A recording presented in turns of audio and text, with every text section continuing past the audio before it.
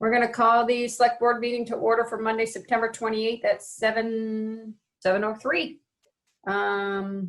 First order of business. Do we have any additions, removals, or anything for the agenda, Val? Nothing for open session. We do have some executive session topics. Okay. All right. Personnel related. All right, great. So Zoom meeting, everybody's muted. When you need to speak, either raise your hand or send a chat or wave at me or wave at us, and somebody will hopefully see you. Public forum. This is a chance for somebody, if they'd like to speak, less than 5 minutes about something that's not on the agenda. Okay, we'll move on. Regular business. Lister candidate interviews and potential appointments of one or more candidates to fill the 2 vacant lister positions. We have David Cobb, Patricia King, and Mark Adams. Did you get a hold of Mark, Val? I texted him. I have not replied. So one option is to skip to another agenda item. I don't think Brett is on board yet, and I'm. Oh, yep, he is. Yeah, Brett's here. Yeah. Brett, yeah. Brett, would you like to do the request from the Bristol Fire Department for authorization to use up to $6,300 in fire department capital equipment funds for the assistance to firefighters grant? 5% match for the purchase of the personal protective equipment, which fire department recently got a grant for. Yeah, I'm ready if you folks are. You got the floor. All right. Let's see here.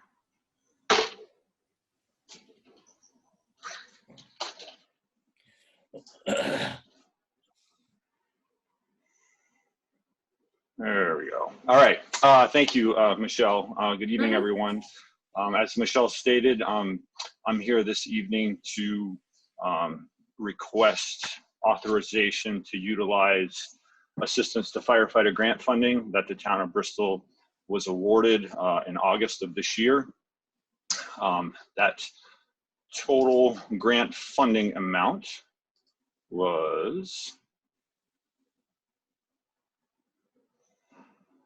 $126,395.24, plus the town of Bristol's required 5% federal match, which would bring that total to $132,715. Fortunately, these grants, the grants are competitive, but once they're awarded, and so isn't the vendors. They're very competitive too to secure your business. However, for those of you who are not aware, in the fire service industry, when it comes to vendors, well, as an example, Scott, that is a vendor, Scott Fire and Safety Equipment. There's only X amount of vendors allowed to sell equipment in our area, and for the state of Vermont, that is 2. There are only 2 vendors allowed to sell these particular items, the self-contained breathing apparatus, which I sent you quotes for, MES, which is Municipal Emergency Services, and Fire Tech and Safety of New England.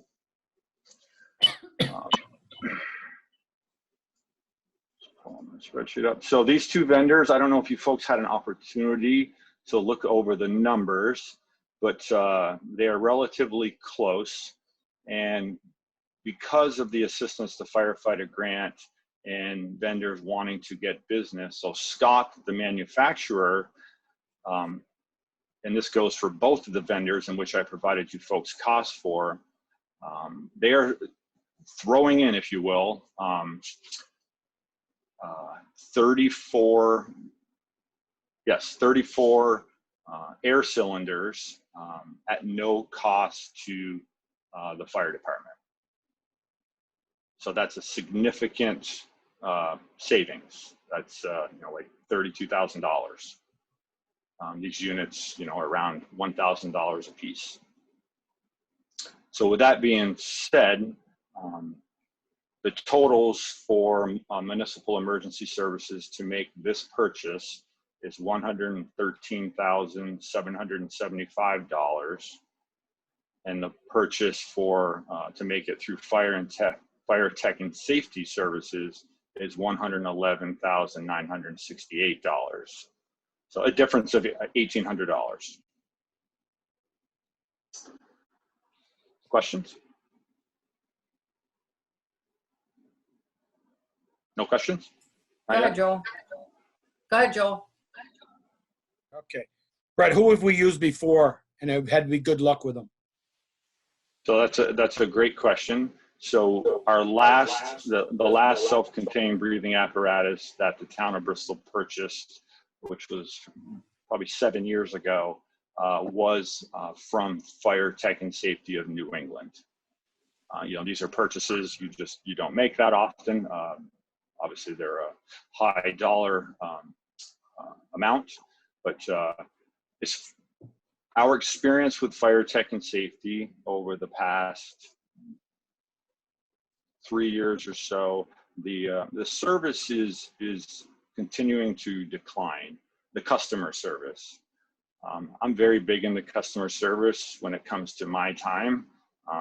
As a volunteer type organization, I expect people to be very prompt in their responses because I don't have the time to wait for someone's email. But their services continue to, as I said, decline. They can have continually made errors on recent orders, not SCBA orders, but other purchases such as our turnout gear. I am pushing for this purchase to come from Municipal Emergency Services.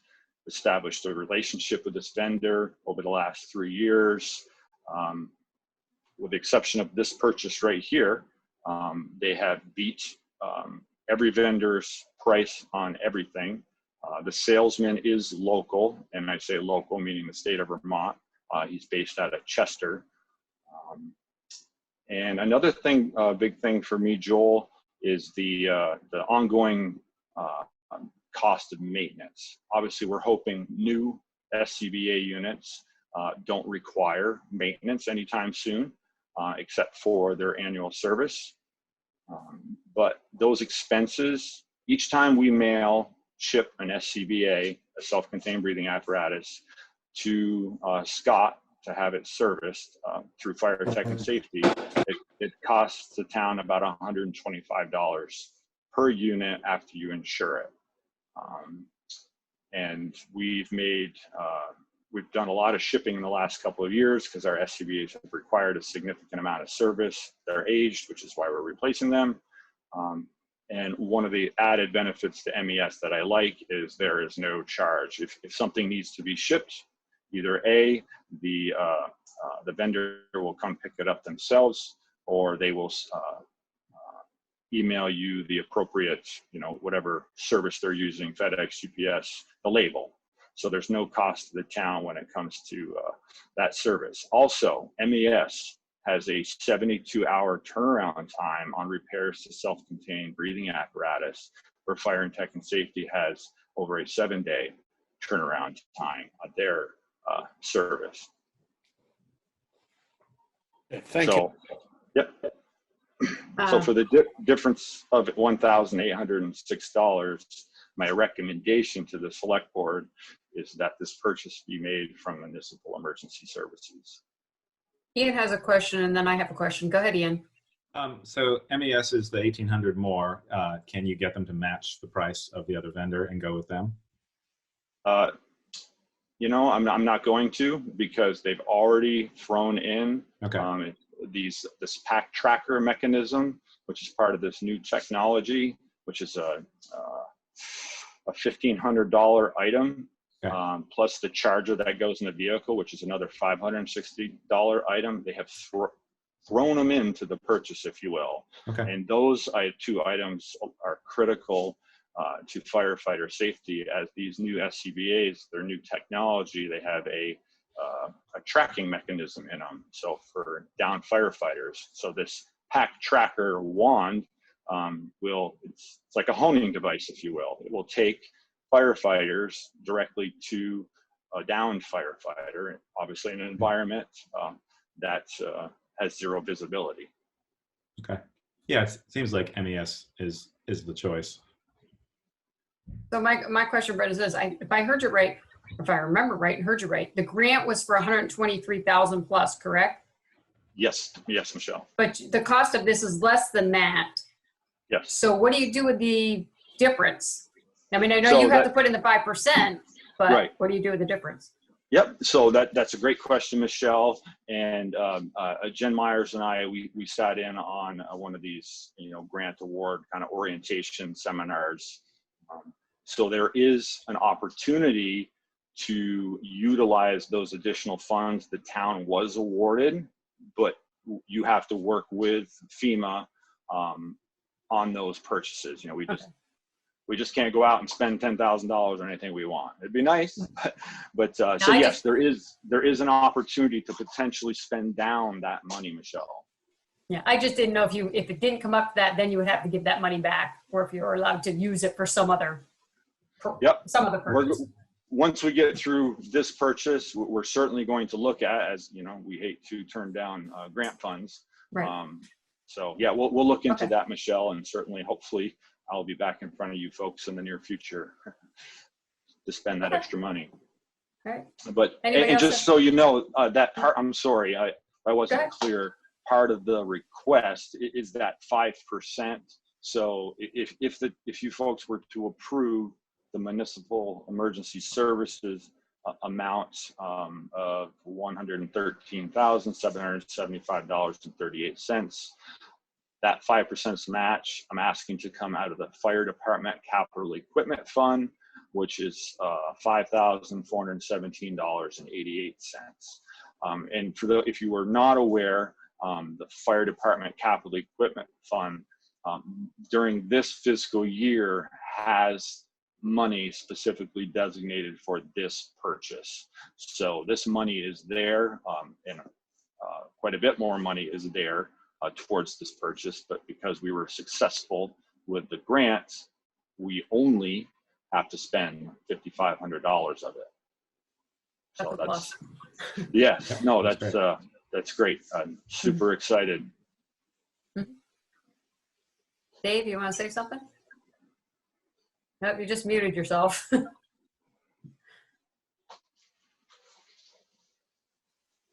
Dave, unmute yourself. There you go. I don't know. You keep muting yourself, Dave. Click it once. Dave, you're still muted. Click again.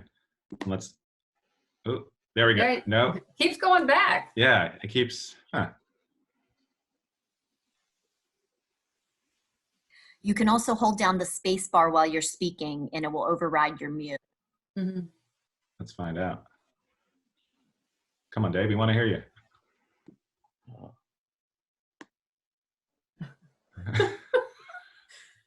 Dave, hold your space bar down and then see if it works. Yeah, this is going to be Just hard keep for holding it Zoom. while you're talking.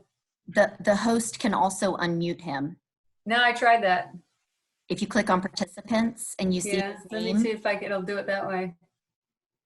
Mm, I've been trying that too. Okay, Okay, it looks like it you're, keeps- I don't know. is it like a key thing on his computer? Michelle, I got a question while you're waiting for David. Go ahead.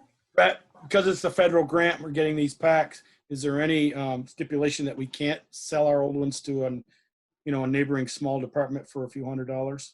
Is there a stipulation? No, that's no. There's no stipulation, Joel. Joel's asking if the SCBA units that we will be taking out of surface with the life they have left in them, can the town sell those to another organization? And the answer is yes. What is their value? I do not know until we look into it, but they certainly have some value, and we will definitely look into that, Joel. Okay, thanks. All right, Hey, Dave's Dave, you're good. unmuted. Okay. Hi, Dave. Sorry about that. For an old guy, I'm still kind of technically challenged in spite of my history. What do you actually do with the old equipment? Yeah, Dave, that's a great question. And Joel just asked a similar question. So these SCBAs, they every 4 years, the standards change in these devices, and eventually they outlive their standard, and they need to be replaced. So the units we have currently, the newest unit we have currently is a 2007 standard model, and they go all the way back to the late 1990s. But there, like I was just saying, and there is some value, not a lot, but there is some value to our SCBA units we would be replacing, and the town will certainly look at selling those to a department that could use them. The town of Bristol Fire Department, they do an outstanding job at maintaining their equipment, and specifically self-contained breathing apparatus. As annually, they have to go through what is called flow testing. Obviously, I already spoke that we repair them when that's required. The air cylinders, those bottles, are only good for 15 years. After 15 years, you are required by law to dispose of them. And they have to be hydrostatically tested every 5 years, which we are compliant with. So there is some value to those units. So if it's essentially technically obsolete, that means another fire department couldn't use them either, right? Well, and that's just it, Dave. They're not obsolete. They're knocking on the door of being obsolete. And when a grant opportunity comes along, such as the Assistance to Firefighter grant, to replace all 17 of the town's self-contained breathing apparatus, a ticket price, if you were to pay the full dollar amount, we're talking $150,000, $160,000.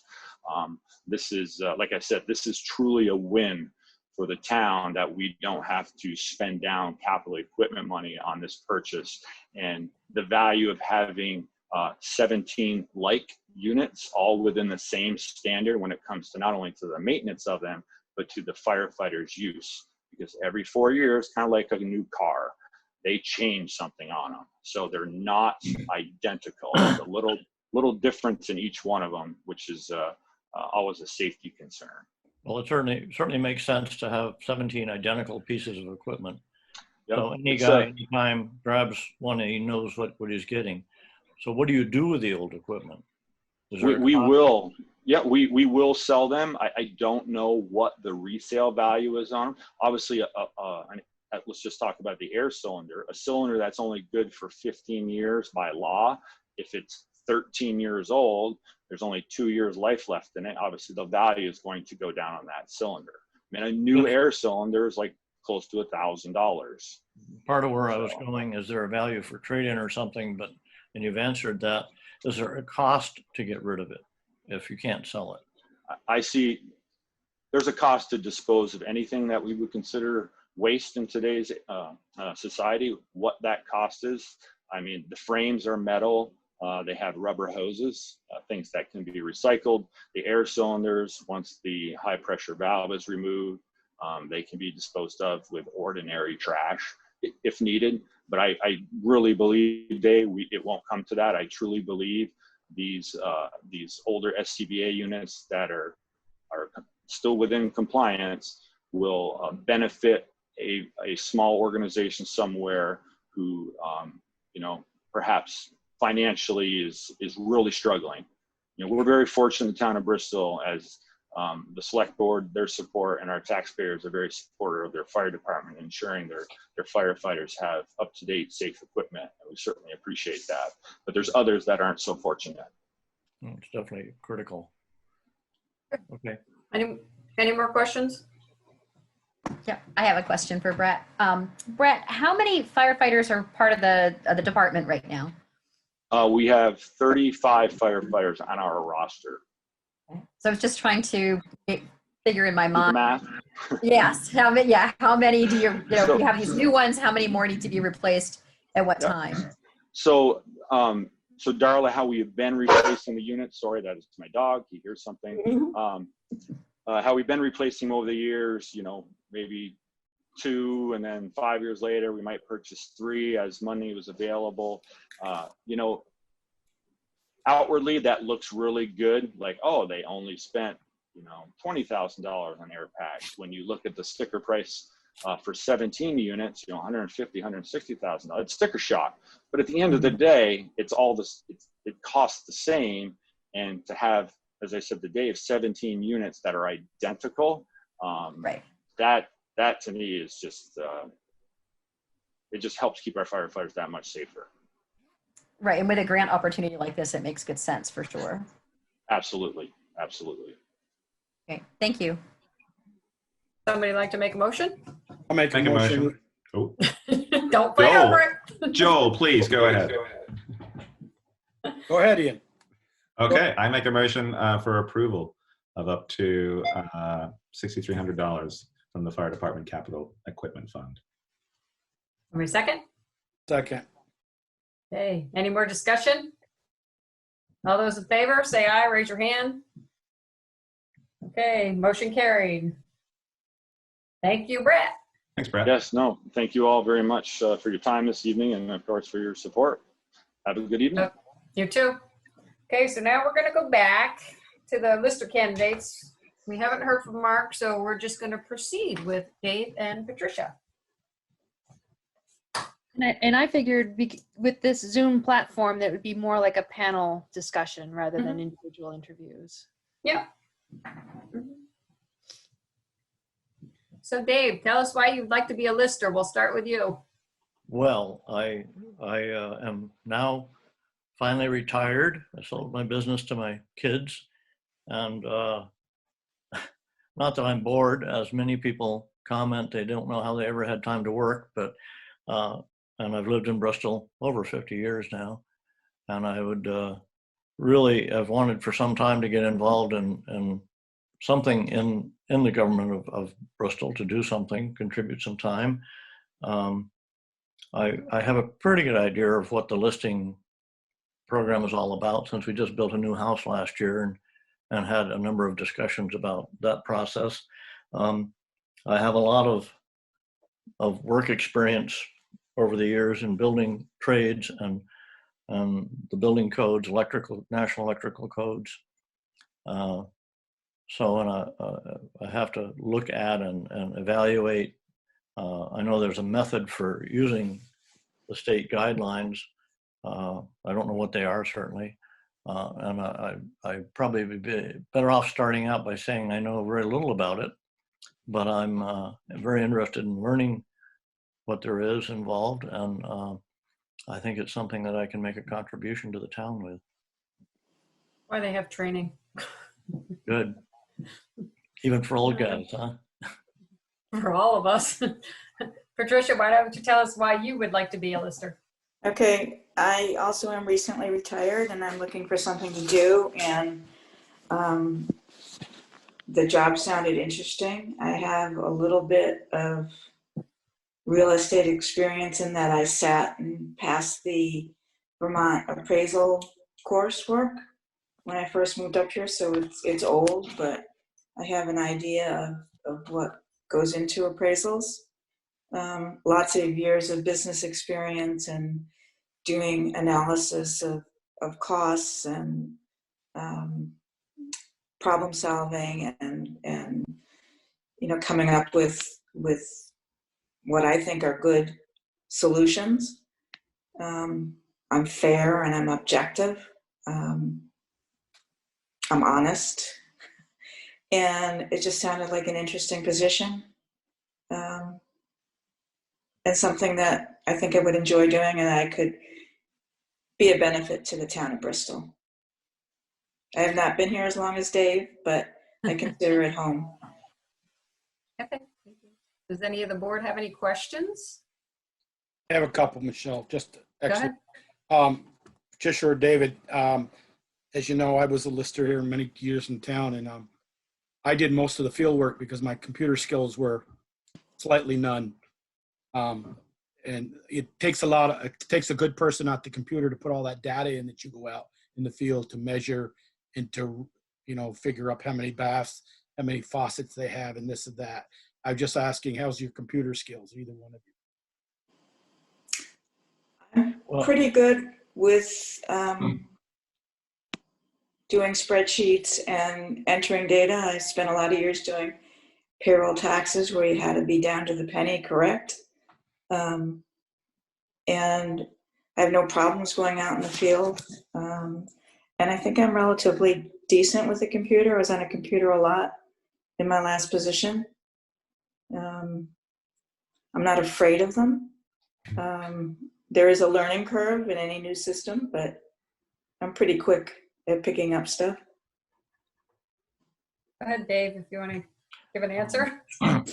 Well, I've kind of grown up in the technology field, from building equipment that went to the moon years ago. I have fingerprints on junk up there, and through my business experience, the whole evolution of technology, and for the last several years that I owned my business, my daughter was my boss, and she was extremely good at keeping me up to date on computer technologies and uses of both Mac and the PC systems. And I managed to get along pretty well with both systems, and whatever programs we need to use or something that I need to learn, it's not a big problem. I don't feel completely illiterate. I don't have any 8-year-olds at home to coach me anymore, but I managed to keep right side up on the internet. Anybody else have any questions on the board?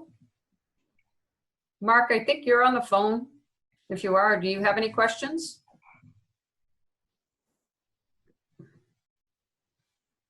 I don't know if he's present or not.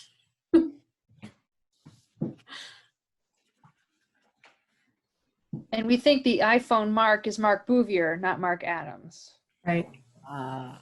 Yeah, so Mark Adams either missed his login information or what, but yeah, he's not logged in as far as we know. And apparently Mark Bouvier's not listening.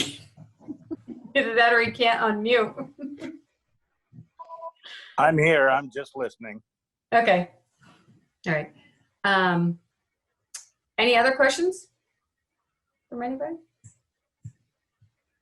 And Mark, I'm going to say this and you correct me if I'm wrong, but where you put the data is a state system, right? It's not something we create. It's like a computer program. You just have to enter the information on. Michelle, that is correct. It is Okay. We are going into the system with the state of Vermont. It's identical across, the towns and the cities.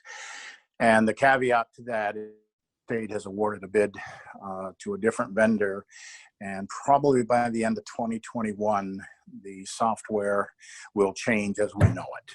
Not only to a new vendor, but I'm sure it'll have updates and nuances to it. But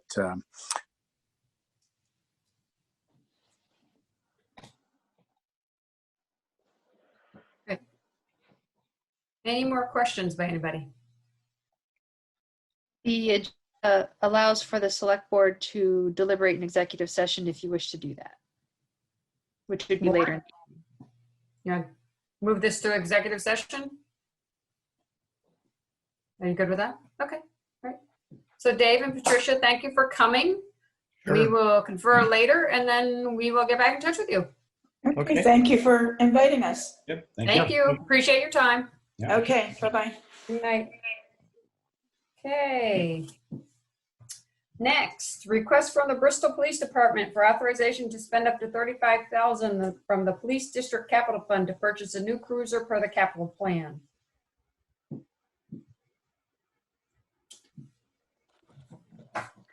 I rounded that figure up from Bruce's, the quotes that he provided, but because I wasn't sure if there was going to be any kind of additional expenses that go along with buying a new vehicle that would come out of that fund. Yes, thank you. There would be DMV fees. So $34,590 is what it would be for that vehicle from Heritage. And you're deciding on a truck instead of the SUV? Yes, SUV, yes. This time around, yes. Any questions for Bruce? Yeah, Bruce. When did we purchase the last one, Bruce? The last vehicle? 2018. It was been 2 years already, huh? Yeah. Well, it was supposed to be purchased in 2017. There was a delay, so it ended up being purchased in 2018. Okay. Go ahead, Joel. Bruce, is there a reason why you went with the truck this time? I know Yeah, there's some benefits to having a truck in as one of our vehicles, especially when we're trying to transport items that are a little bit large. Like the last 4 bicycles that I picked up, I had them hanging out the back end and I had to tie it down. Also, when we transported our Target stands, those also extended out past the back end. We would be able to hold some more traffic cones in the back. Currently, you can't get that many in, and we might have to make 2 trips if we're trying to put out cones somewhere to secure an area. And I looked at here the 2 quotes for the Ford 150 was cheaper at Heritage, but the Interceptor at G-Stone's a little cheaper, but it was more money than the 150s. But So the Interceptor, are you talking the SUV or are you talking the F-150? They're calling it a Response. So I just right, I'm looking at the 2 Interceptors here. Price, they were 39 and 38 or 36.8. right. The top 2, when they gave us the quotes, they were hybrids. Okay. So I separated them so we could see what the difference was. And a couple of the vehicles, they gave us a price without any emergency lights. So I wanted to make sure we were comparing, vehicles without lights, and then we can add the lights on afterwards for comparison purposes. Okay. So one where it says that line that says Explorer, no lights, that would be for a gas engine, not a hybrid.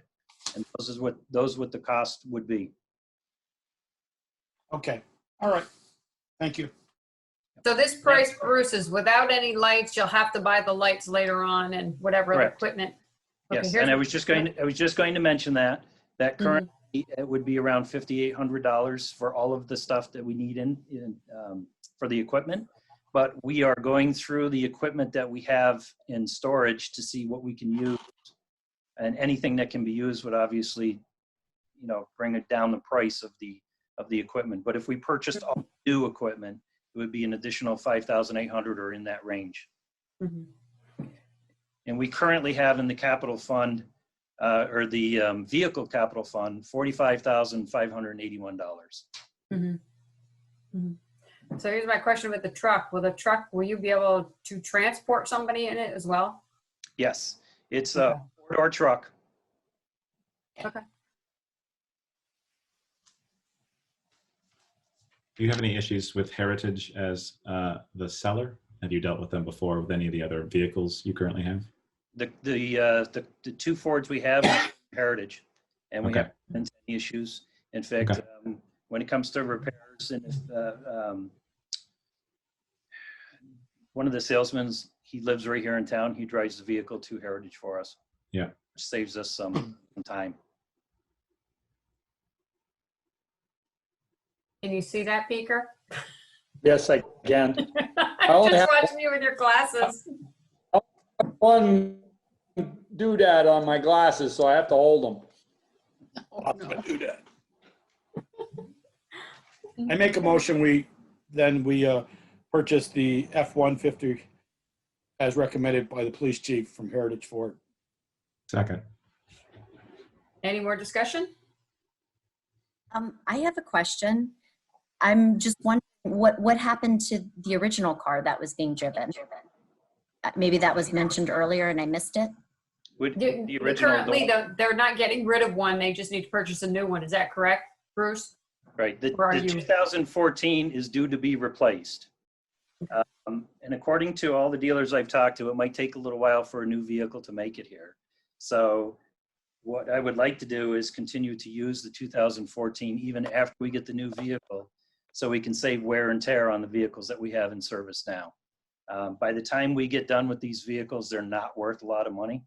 But the 2014, we've been a little more diligent with our routine maintenance, and it's got 101,000 miles on it right now, but it should be able to last another 10,000 miles. And then once you get rid of the 2014, will you replace that, or No. the F-150 becomes that replacement? That becomes, yes, Okay. the F-150 becomes that replacement. Okay. Yeah, and I can attest in terms of needing more space. You know, there have been multiple occasions I've helped you load in lights and things from downtown events, and you're putting it in a very small trunk space that's already full with a bunch of equipment. So I think it seems like a very useful thing. We also have, you know, signage now in terms of events and things like that. So it's always nice to have that ability if you're carting that amount of stuff around. Joel, did you have something? Yeah, I just would like to say to Bruce, if the 2014, you know, in a few months it takes to get this 150, and then 2014 has some major work that needs to be done. I'm talking a transmission or an engine. I would hope that you would reconsider and wait for a second car and not do like we did to the 2014 when we replaced it with one that we put a transmission in it and then we sold it in a month later. I don't want to go through that. It needs to come to the board. If any major repair to the 2014 while we're waiting for our new cruiser to get here needs to come before the board. Right. No, I wouldn't sink too much money into the vehicle. It wouldn't be worth it. Okay. Could I also ask if, are these used car prices or are these brand new vehicles? They're new. These are brand new vehicles.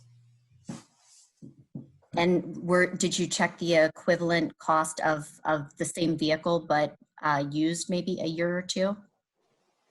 No, I did not. I don't know that you'd find a used one a year or two that they could use for a police vehicle. Yeah, most of the used police vehicles are 3 to 4 years old.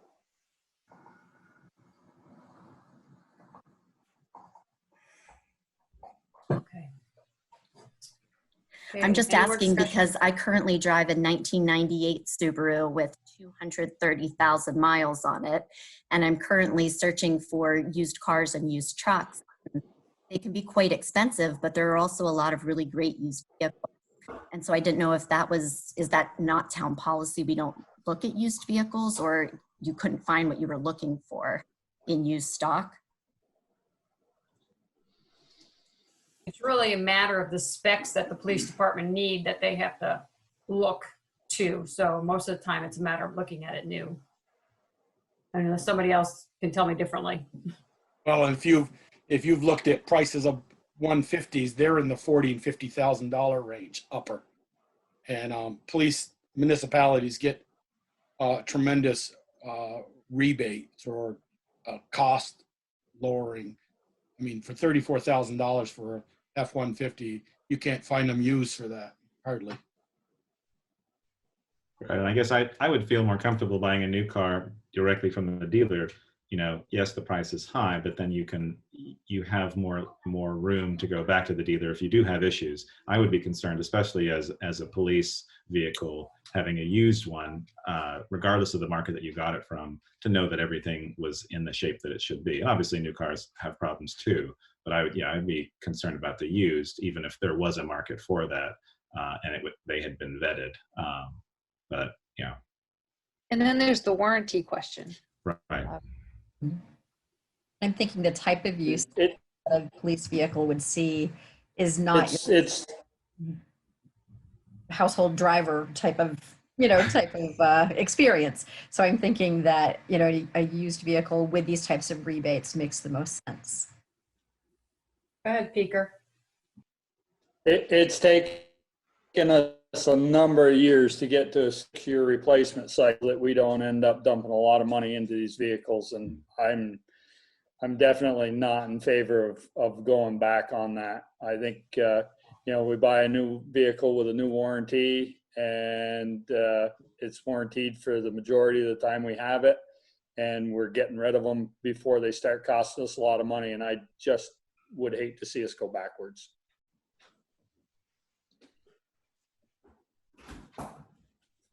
Any more discussion? Am I correct in that when a vehicle does come to the end of its life cycle, for the police department, we sell those ourselves? I know that happened. Yes, we do. Okay. Mm-hmm. Yeah, they don't want to trade them in. I can't imagine something much trade-in value, but I was just trying to remember what the cycle was. So thanks. Yeah. Mm-hmm. Okay. All those in favor say aye. Raise your hand, wave, whatever. Okay, any opposed? Okay, motion carried. Thank you. Thanks, Bruce. Thank you. Consider quote from the overhead door company for repairs to garage doors at the Public Works building.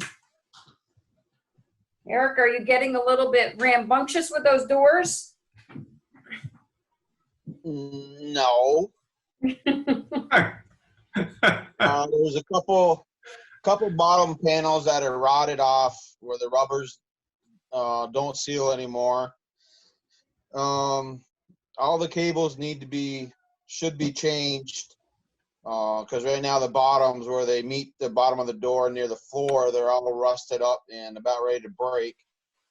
So it's not something that we'd really like to deal with during the winter when we're trying to get the trucks in and out.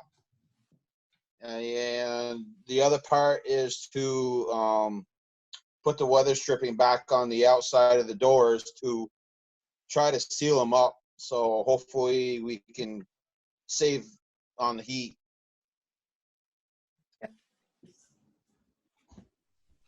Anybody have any questions? Are those that looking to see, that keeps moving on me, are those the 12-foot doors? Actually, Picker, they're all for all buildings. They're both the garages and the salt shed.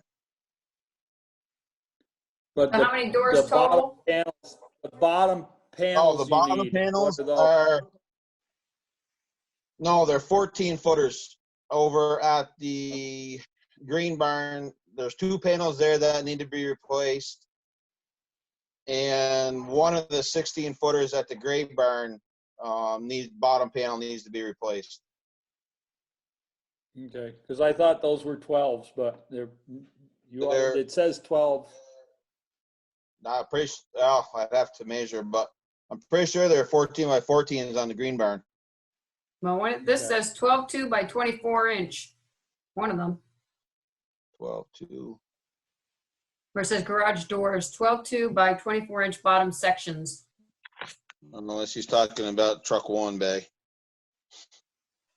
Because one of the doors is a 12-footer. That's where the truck 1 goes. I just, if they're 12 footers, I've got panels and you're more than welcome to have them. Okay. I'll measure them up and see to make sure. Eric, did you get another quote from our other vendor that we've used a few times? No, this is the only one that I called. Who's the other garage door? Who's the other door company? Champlain Door has done a lot of work for us too. Oh, we've also had Limoges too do some. Yep, right. I can get the other 2 to give a quote too. That's not an issue. I just got it to see what it was going to be, to see if it was something that you guys would be interested in. And if you are, I can call the other 2 and set up a time to have them do the same thing. Hey, Peeker, I'm looking at the top of this. It says 1 12 by 12, 4 12 by 14, 1 18 by 20, and 3 18 by 12. You see at the top where it says summary? Yep. Those are 18. The width is the first.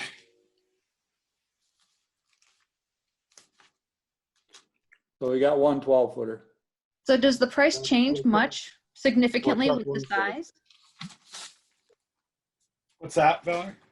Does the price change significantly with the size? So if it's varies from a foot or 2 feet from panel to panel. I'm sure it must change. If you've got more material in the bigger one, I'm sure it's got to be more money. Should be a little bit of difference between them. Michelle, I'll make a motion that we authorize up to $3,200 for the repair of the garage doors at the Public Works garage, and let Eric and Valerie work it out when he gets his other 2 quotes. Okay. Looking Somebody at, wants, Valerie? I don't want to say, somebody want to second that? I'll second it. Okay, and Eric, you'll check with Peeker if he's got a panel you can use, or you Yep. just want to just have these guys do it? No, I'll check with Peeker. If he's got good panels, I just soon use them rather than buy new ones. Any more discussion?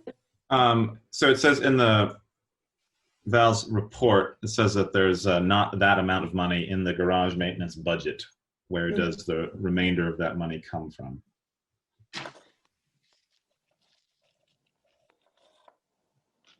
It'll just come out of my whole budget, and that line will be overspent. But as long as I don't go over on my total budget at the end, it'll be covered in my budget. Okay. Is that okay, Val? Yeah, we can coordinate that with Jen.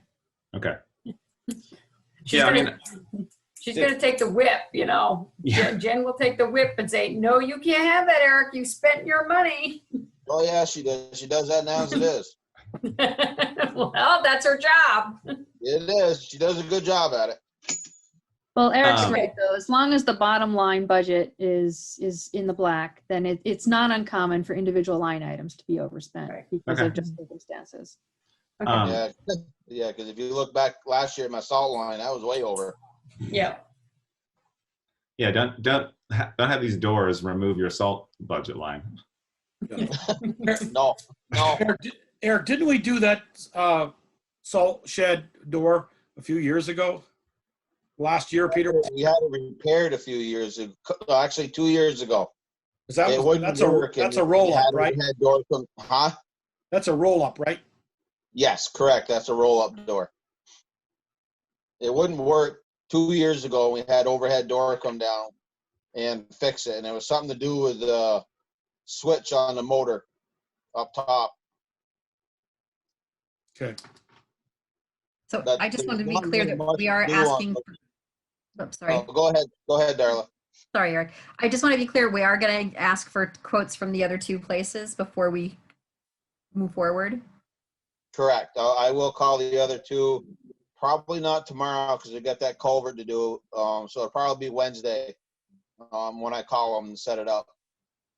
And Eric, And by then he may be able to check with Peaker to know, okay, I don't need this 12-foot door too. Right. Yeah, correct. And I think you'd have to get a requote from overhead door if you told them you've got 3 bottom panels or something. Yeah. Okay. Any more discussion? All those in favor? Say aye, raise your hand, whatever. Okay, motion carried. Who seconded that? Who's Peaker. Yeah, who's gonna say? I made the motion. Who. Joel made the motion, yes, Peaker seconded. Okay, next. Letter of intent to participate in the Vermont Department of Environmental Conservation, Addison County Regional Planning Commission Municipal Grants and Aid Program.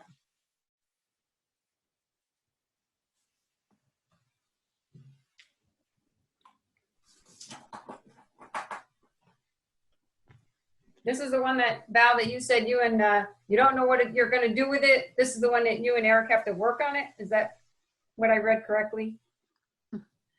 No, that's a different one. This is the one that we get awarded each year, and it helps offset the work of the department maintaining ditches and other things that help us maintain compliance with the roads permit. Okay. And Eric may have some projects specifically lined up for the coming year that these funds can be used for. Any questions from anybody? It requires % match, but it's work that we would be doing anyway, or would need to be doing.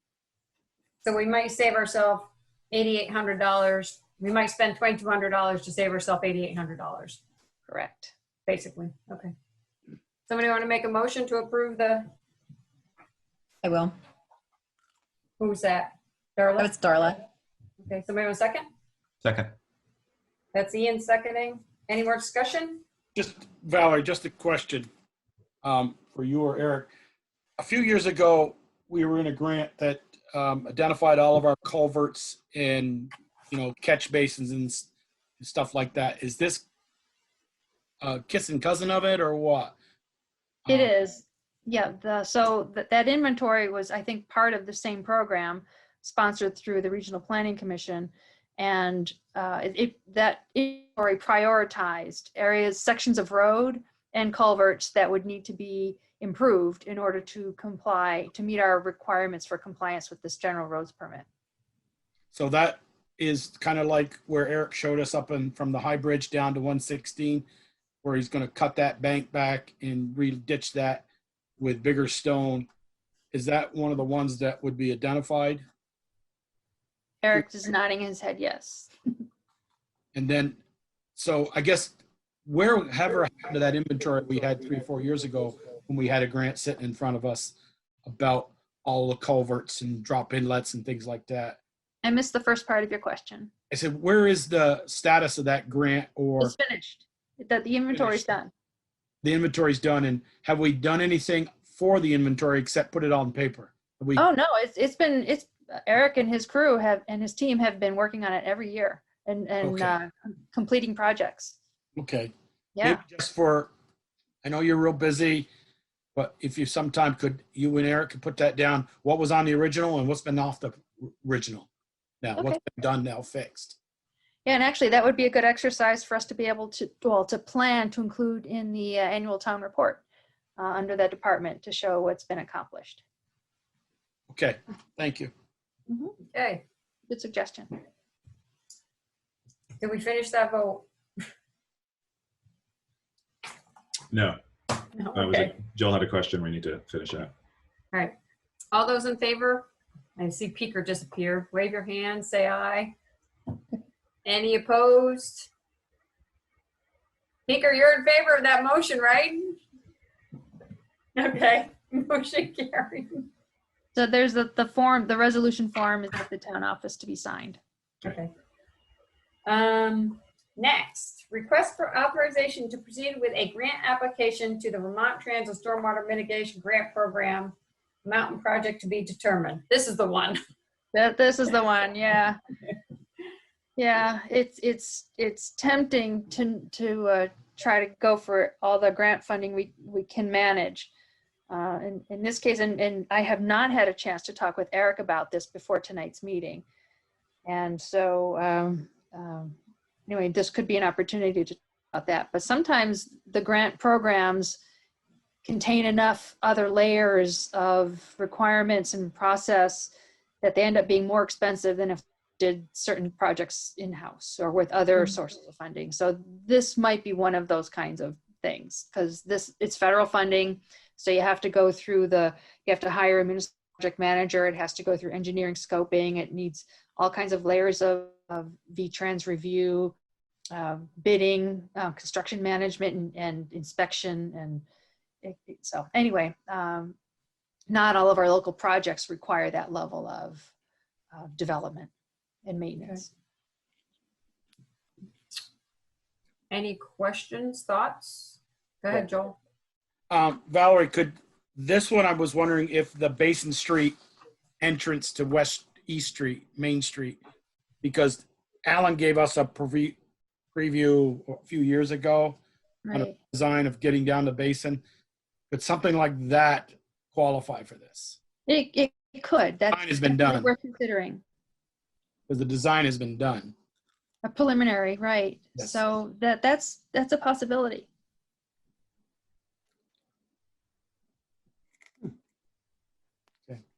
So do we authorize them to go ahead and at least go through the process to see if there's enough there for them to submit? And then Val and Eric can decide if it's worth doing and submitting? It may be, see, I'd have to look through the application guidance one more time. I'm not sure what level of project development needs to have been completed in terms of preliminary designs, but perhaps the work that Green Mountain Engineering did is enough for this point. And then the other thing I was thinking for that particular project was that we could line up multiple funding sources for that, because there are other stormwater mitigation funding programs that we could double up with and combine, and other state funding programs that we can combine to that in that one project to really cover a lot of ground financially. Okay. Potentially. Yeah. It would qualify for a lot of different programs. Any other questions from anybody? Somebody want to make a motion then? Whoa. I'll make a motion then I'll make the motion. I'll second it then. Okay. So Peter made the motion, Jolie seconded. Any more discussion? All those in favor of allowing them to proceed with the grant application to Vermont Trans, please raise your hand, say aye, whatever. Okay, any opposed? Motion carried. Thank you. Okay, next item. Consider a non-binding petition submitted by Richard Butts regarding traffic control, noise control, and enforcement.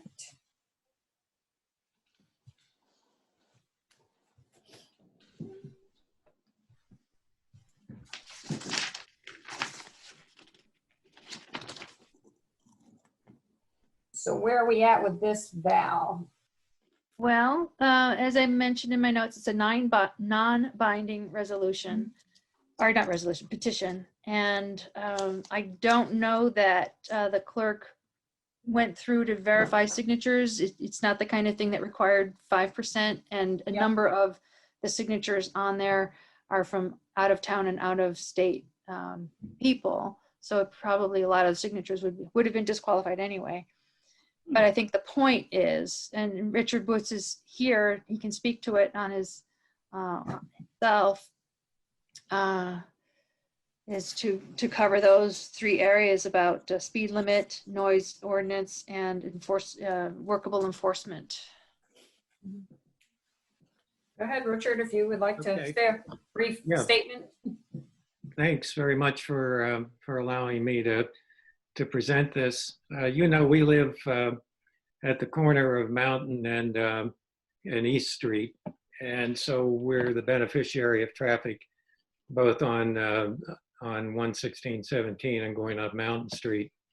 And frankly, when I first raised the issue in the Front Porch Forum, I really thought the only people who would be interested in this issue would be on maybe my neighbors on East Street. But as it turned out, there was a lot of response. And I will say on the petition that you're seeing right now, because of COVID, I was not going to go door to door and ask people to sign petitions.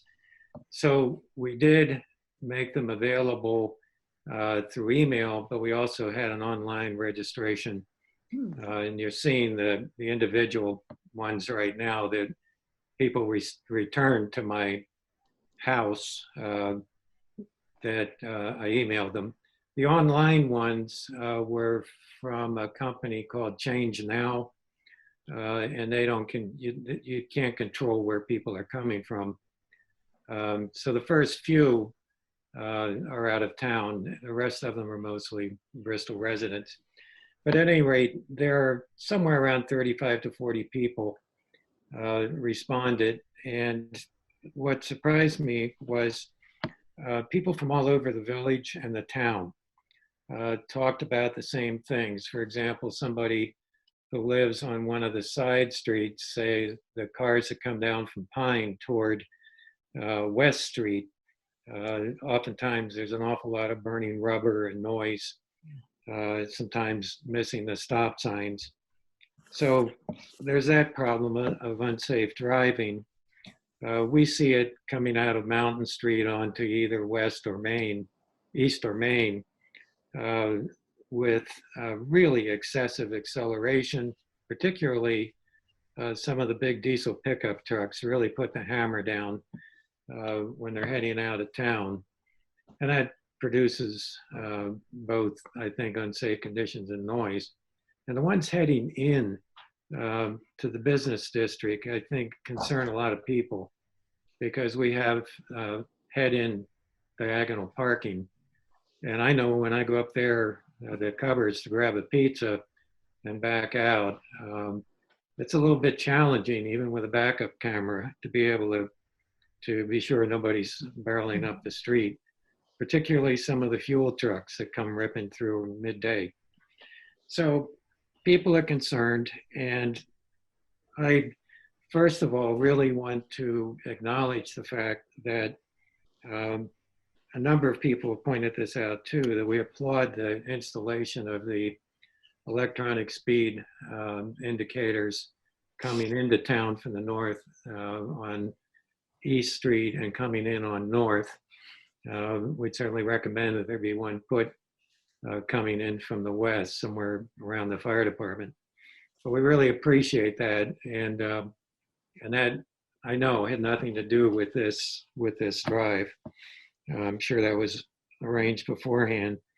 And also the fact that Chief Nason emailed me, told me that they had been noticing, because the roadway had its first coat on and was quieter, possibly the speed had been going up. And we have noticed very definitely increased enforcement. And other people have too, and we really appreciate that. And so I guess what I'm asking is that the select board commission a study group. I don't know exactly how you do this, to look into some possible remediation for the speeding, the unsafe driving, and the noise.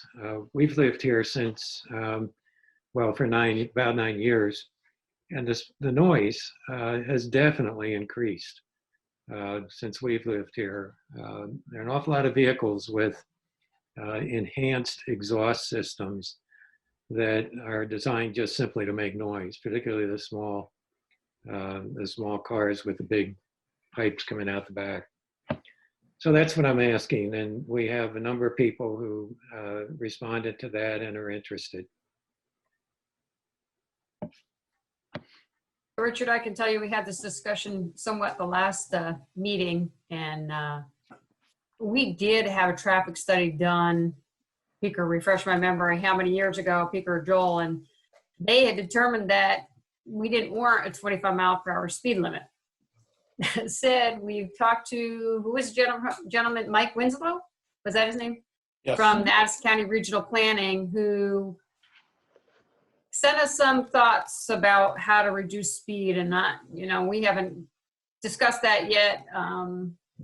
And I'm not sure. I mean, the noise ordinance, please, I'll let Peter talk about that, because no, I'm not a huge fan of noise ordinances, because they're very hard to follow through with. I mean, it's just really hard. I mean, just general talking, sometimes your decibels are so high that it would affect your noise ordinance. So, but Peter would know more about that. Anybody else have anything they want to say or questions they have to ask? The big trucks, I know there are a lot of big trucks out there with loud engine brakes, and that's an engine brake is a piece of safety equipment. And I don't know if we can ask people not to use them. We have signs that ask them not to use their engine brakes coming into town. The newer trucks, you can't hear the engine brakes on them anymore. They've quieted them down. I think it's a problem all over the place. I did on the side streets. I know that if we put stop signs at every intersection, we would really calm traffic. The problem is you're going to stop the people that are taking the shortcuts like Liberty and Pine. Instead of going Main, you're going to push all those people to Main Street. If we put stop signs on Pine and Taylor, made them three-way stops, and Munsell and Maple, it certainly would deter a lot of that side traffic that runs those routes. It's not going to help. It's not going to help on East Street because I don't think we'd want to put stop signs on every intersection on east, west, and north. I think that would be problematic. Yeah, I agree. Ian, did you have something? Yeah, so Bristol Core started a project in 2018 working with the Bristol Police Department. It was the Downtown Speed Reduction and Pedestrian Safety Project. And so this sort of encapsulates a lot of what you've been doing. And it was, the main goal was to reduce the speed limit to 25. We didn't see any reason why that couldn't be done. from who I've talked to and what I've read about, the previous study wasn't necessarily the be all and end all of studies, and had a lot of issues that should have been, a lot of things that should have been done differently. And so the police chief and I were interested in having new studies, collecting our own data and having new studies done to really look at this in detail. And it was sort of, there are some streets, Mountain Terrace, which is what I'm on right now, is 25. And I don't see why a downtown should not be that speed. That seems ridiculous. And so we were looking at doing the speed limit 25 and also speed warning signs, which we actually now have 2. Those were already, as you said, Richard, those were already in progress. It was something that was being thought of by the police department. I think some of the equipment had come through grant purchases. So that was great to see those in. And then it was sort of working on push button crosswalks, and I made sure that happened in the new redesign of the downtown sidewalk project. That was a push button stop sign by National Bank and Vermont Tree Goods. That was something that wasn't there before, that is there now in terms of flashing and controllable. So we're getting there, but I do think a lot more can be done. My recommendation, I guess, would be, if I think a committee would be a good thing to put this together with. And I don't mind sort of sharing the information that Bristol Core did. I sort of wrote up a number of things that I thought would be a useful improvements for the village and for the town area. And we hadn't gotten tremendously far with this just because of various reasons. So I'm willing to talk to you, Richard, about that. But I think it would be, I don't know if the other select board members are willing to do that too, but if we asked to have a committee put together that would then commission a study and make suggestions to us. I liked what Mike Winslow has suggested in terms of traffic calming. I've always wanted to do that more on the main street. It's hard because of that diagonal parking, but anything to slow people down in the village is a win for the village, because it means people have more opportunity to stop here and get out and to shop and to eat. Speed does nothing for a town, apart from getting one person through the town as quickly as possible. So I'd like to see it much slower in town, especially coming in. I do think those signs are working, but I think we need to do much more. And I think a committee to sort of look at this would be very useful. Bruce, did you have something you wanted to say? Yeah, just wanted to share some data with you on that new speed sign on East Street. From August 31st until today at 10:30, incoming, the sign read 70,312 vehicles. Wow. Going, it read 67,439. For the speed, the 85th percentile inbound was 29 miles per hour. Outbound was 32. So we're working with Mike from Addison County to try and collect as much data on some of the other streets as well. I think the more data we have, the better we can support reducing the speed limit to 25 throughout the village. So, Bruce, and didn't I think I saw a note from you saying you've applied for getting another one of those signs to put by the fire station, is that correct? yes. One of those. So over the last 2 years, we're able to get one a year, and the goal is to get another one this year. We are slightly behind with the grant process because of COVID, but I hope to hear within the next day or two whether we'll be able to order that. Right. Yeah, I think they make a huge difference, and the fact that it's sort of a personalized message that comes up and it varies throughout the day, I think is great. That really works as opposed to being the same thing. The only thing I noticed with the East Street is that you have a little bit of the trees kind of hide it as you come in. It's hiding the top. I guess it's our no park. Yeah. You froze, Ian. Yeah, it shares the signpost where with the no parking for winter hours or whatever it was. Yeah. Richmond, Vermont. It's colored. Yes. It's colored, Yeah. so that makes it like the one on North Street is the same color, if I remember right. You don't have the Yes. green that really makes it pop for you. Correct. Richmond, Vermont was a town that I had contacted because they have 25 mile per hour speed limits. throughout their village. And so I think I've talked to and got information of how they sort of approach that. And even if, you know, that older study where it didn't seem like it was a viable reduction in our town, we also have the added benefit of being a designated downtown through the state. And so that allows us to sort of revisit and have a little bit more leverage to have that discussion, to have the speeds reduced in the town. And our designated area is small, but it does cover some of east, some of west, north and south, and then the main body of the downtown Main Street district. So at least we would be able to sort of speak with the state about that. You still have to go through the same process in terms of providing that data, which is what we're collecting. But I think we're off to a good start in terms of getting this information. Joel? Yes, I do want to respond. A few of the neighbors up on the North Street by that sign has said it's made a big difference. They've seen that it's, and I think it's going to be time for, as Richard says down there, Bruce gave his statistics. I think over time you're going to see some difference. I mean, I don't know when the last study was, and you know, I've been pushing for 25 miles an hour on all these streets for quite some time. And I'm about ready to make a motion, and then in 5 years we can start enforcing it. Put the signs up now, and maybe we can get 90% of them to stop at 25. Right. And you know, Bruce has been now on my street over here, and somebody the other day was going 36, and they got a blue light shine back in their window. So, I mean, I have an issue with a possible issue with the noise ordinance, and how do we enforce it? I hear what you're saying, Richard, with the loud. We used to call them race cars or whatever they are, the kids running around with them.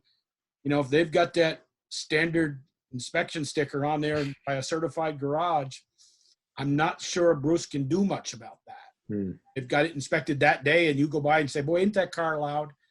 You know, how do we enforce that? I don't hear that down over on Pine Street, on your street. I know it bothers you, but, you know, noise is a tough thing to determine. I mean, I hear the African drummers every Sunday afternoon over the rec field for an hour and a half.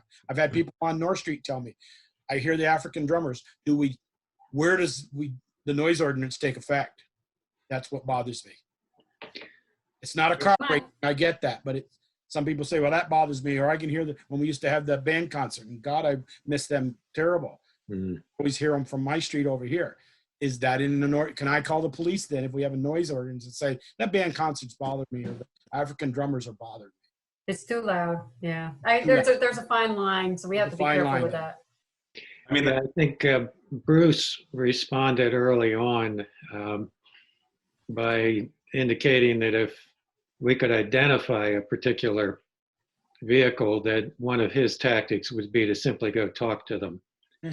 Some of it is, I think, mindless. They're not aware that when they turn the corner and head up Mountain Street, that they're going through a neighborhood making a lot of noise, where if they eased off the accelerator, it wouldn't be quite so bad. Right. So having them talk to a little bit. I'm not looking to go have people go around arresting people. No, I know. Yeah, that's. Richard, are these all personal vehicles, like trucks that they've ramped up, or cars they've ramped up? You're not talking like big work trucks, or are you? Work trucks are work trucks. I used to drive a truck, and you know, I'm sympathetic to trucks. Well, you know, I'll tell you this little cute story from one of our select board member who has a trucking business, and he used to deliver the landfill cover every Saturday. And my neighbor across this road, God rest his soul, he's gone now, would say, they go like the devil crossed here, Joel. Our houses, as you know, are pretty close to the street. My house is here, 65 Pine Street. So I asked our police chief, our former one, to say, could you tag them, see what they're doing? And they go by, and Lester and I would say, he said, see how fast they're going? And Kevin would come up and say, they're doing 27, 26. Bigger trucks do look faster. Yeah. I've been accused of when I was driving school bus. You're driving too fast down Pine Street. I'm doing 27. Bigger trucks do seem to go, they look faster when they're going by you. They make more noise too. And they do make more noise, yeah. Yes. And I'll attest, when you're running on the side of the road, they all feel like they're going 60 miles an hour. So one of the things you mentioned, Joel, in terms of making a motion about the signs, that is like an sort of documented way of doing it, where the village could actually change our signs legally, but the only thing we can't do is enforce any speed that's over that, because the official limit is 30. That's something that was discussed before, and I don't know if that's something that we want to investigate and what the ramifications of that might be. Where you could just blanket. And I think we didn't really have the legal yes or no whether can we still tag them for anything over 30. You know, you couldn't tag them between 25 and 30, but we'd have to figure out what that process was. But isn't there a time period too where if we actually, let's say we put up 25-mile-an-hour signs tomorrow, isn't there like a 5-year or something where it actually becomes okay? So that is an option. Like if we all agreed to do that, that's something that the town of Bristol could implement if there was enough interested people, without doing any of the studies and going through the state side. Not that I want to avoid that, but it's also, if we were interested in doing that, and as long as our police department was aware that they aren't legally, let's say it's for 5 years, able to catch anyone who are doing higher than 25 and up to 30, that's something that we would have to sort of, would live with. And then, isn't that kind of confusing? Yes. Kind of undermine the police department, I would think. I mean, that's where you have to make sure whatever we do, we don't tie their hands to actually be able to issue a ticket and then go to court and then have it drop because our signs are wrong. Eric, did you have something you wanted to say? Yeah, the only thing I was going to say was basically what you said. If you change the 30-mile-an-hour signs in the village to 25, and then you can't ticket them for that, how do they know what the speed limit is? Right. Yeah. So they could be doing 40 miles an hour through the village, and you can't give them a ticket. I'm not saying you can't. We just need to figure out what legally we can and cannot do before we do anything. Right. That's what I'm saying is if you change the speed limit and now it says 25, you don't have nothing that says 30, which is legally what we can do. And it's at 25 and they go through 40 and you can't ticket them for 25. Yeah. You might not be able to ticket them for 40 either. So maybe we need a sign that says speed limit 30, but we'd really appreciate it at 125. There you go. That would be a good one. Joel? Valerie, I know you weren't here, but do we have any recollection when we did that last study? It was probably, what do you think, Peter, 5 years ago, 6 years ago? I mean, I was on the board, so it's been in the last 8 years. So if we'd done it, when I wanted to do it 8 years ago, we wouldn't have this conversation. We'd be 25 miles an hour and we could ticket them for 25. Let's make a step here. Yeah, I know, I agree, Joe. Because I don't disagree, we could get a committee and then have the state and give Madam Luigi and his crew a few $1,000s to do a study, and the state comes back and says, you don't warrant it, Bristol. And now we're back 2 more years and they tell us you don't warrant it. Now, did I read Mike put down some traffic counters in his email? Yeah, I was gonna say I think he's already put down some traffic counters on Taylor. I'd like to keep this on the front burner and push them to say, okay, what is our possibility of getting to 25? If they say not very good, we make a motion to make it 25, and in 5 years we'll start enforcing it. And I don't agree with Eric. I think if you're doing 40 and a 30, you're still going to get you're going to get a ticket for 10 miles over the speed limit. So I think we need to make sure Bruce could verify that. What we can and cannot do, because we hate to have Bruce give somebody a ticket and then show up in court and the judge says, nope, your sign says 25, but you're really 30. They don't know. Ticket's gone. Bruce, do you have any experience with that? No, I haven't run into that, but if the area is not properly signed, a ticket will get dismissed. That was my, I was trying to get it across, but what was that, Bruce? I didn't hear Bruce, what Bruce said. If the area is not properly signed for the person to know what the speed limit is, the ticket will get tossed.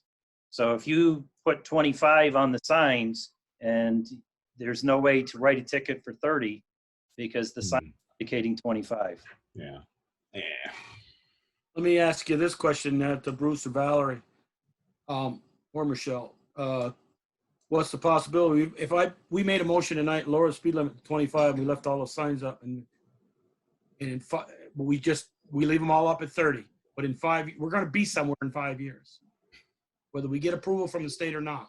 Then we can put 25 miles when it kicks in September 28, 2025. I think that's a question we would have to ask somebody Like to to ask? get some legal please. opinion as to whether that's valid or not. Val, do you have a question? Yes, I just wanted to comment that another important step in this process is to amend the traffic ordinance to officially reduce the speed limit, and go through that ordinance adoption process. Requires a hearing and posting the amended ordinance in 5 public places and notifying the public that the amendment has been made. So I'm not sure how that, and in terms of sequence, I would think that would need to happen first before new signs get put up.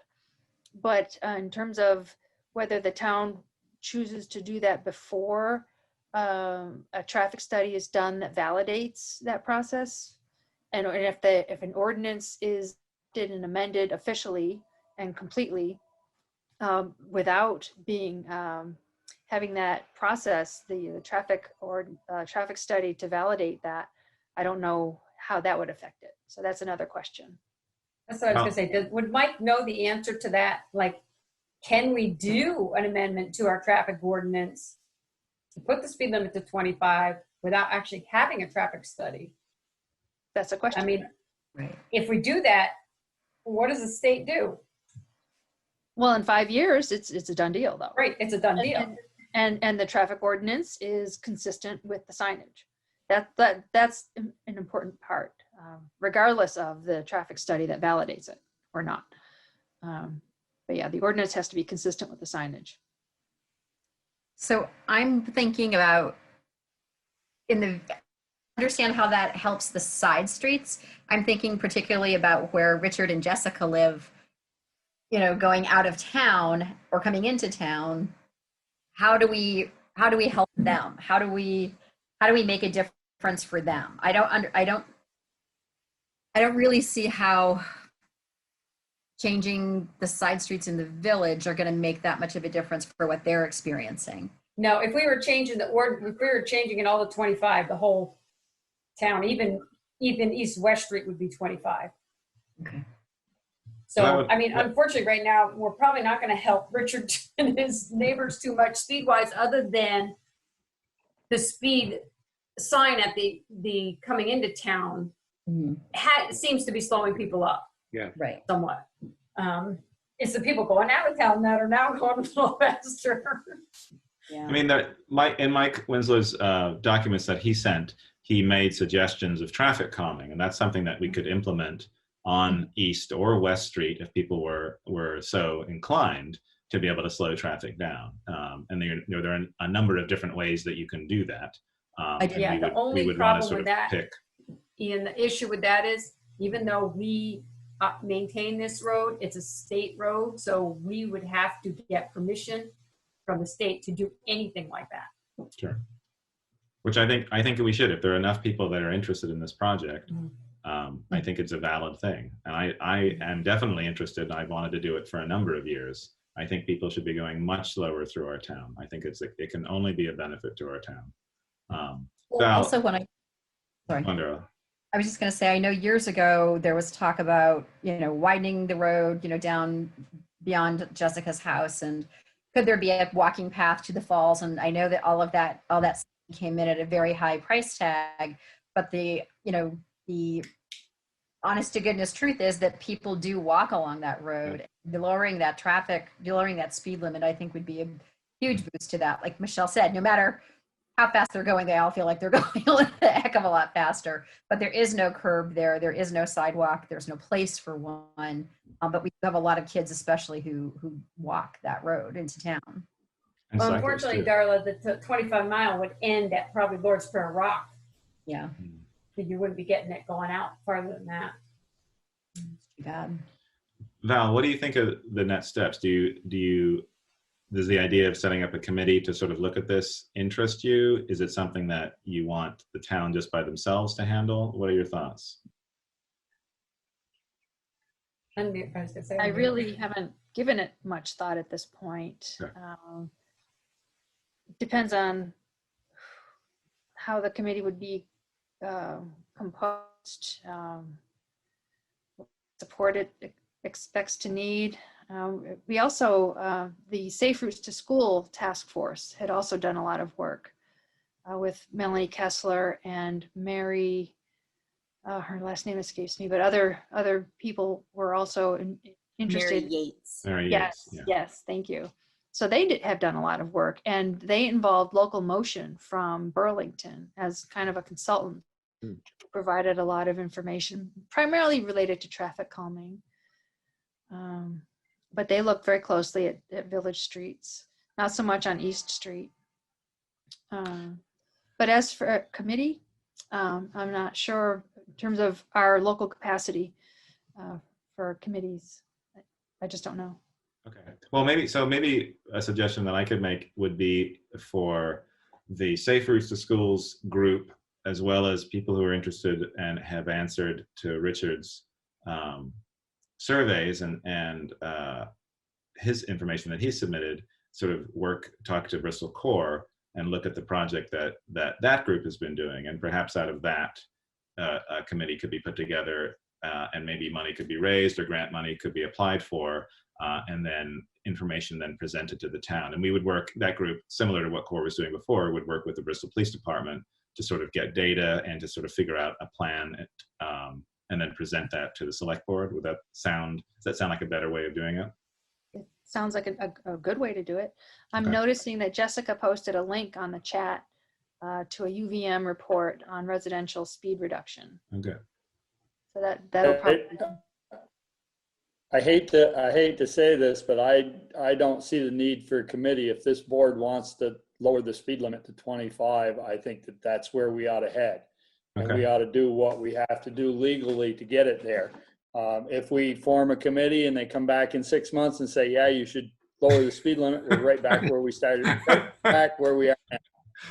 So I say we start the legal process that we have to start to do this, and like Joel says, get it done. We've been harping on this for years to try to do it, and we just need to get our ducks in a row and do it.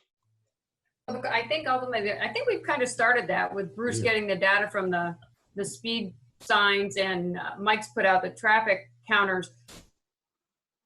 Oh God, I just lost my thought. If the traffic studies say, okay, it doesn't warrant it, then we need to decide what direction and what we have to do to get to where we want to go. So that's a question we're going to have to ask somebody. I'm not quite sure who. If 25 is what we want, there's no sense in getting a committee to tell us that 25 is what we want. I have Absolutely. no Right. problem with getting the public involved, but if our goal is to get the speed limit reduced, let's just find out what we legally need to do it and get the process started. Okay. I completely agree with that. I was under the impression that the might be looking at other things besides speed reduction, but yeah, I agree. No, our options seem to be limited, right, based on the size of our roads and state road and whatever. Joel? Well, you say that state road, and they just got done paving it this past week, and now they're doing some other stuff. Maybe they will tell us we don't go fast enough, or they don't warrant to reduce it from Stony Hill to Lower Prairie, because they own that, so to speak. But I'm not sure they can tell us we want to lower Pine Street or Liberty or Maple or Elm or any of those. Can't we just do that in our ordinance, Valerie? And I'd like you to look into that. And you know, we'd have, if we could lower that to 25 on all the streets, except East, West, and Main, until the state tells us, gives their blessing. Maybe we're 2/3 of the way taking a step that wasn't that hard to take. Is it for gents 25? Huh? It is. Is for gents 25? Yes. It is. So if they're 25 through 22A, I don't see why the state would balk at putting 116 through Bristol at 25. No, Brandon is 25 too. Yeah, Yeah, And Richmond. yeah. yeah.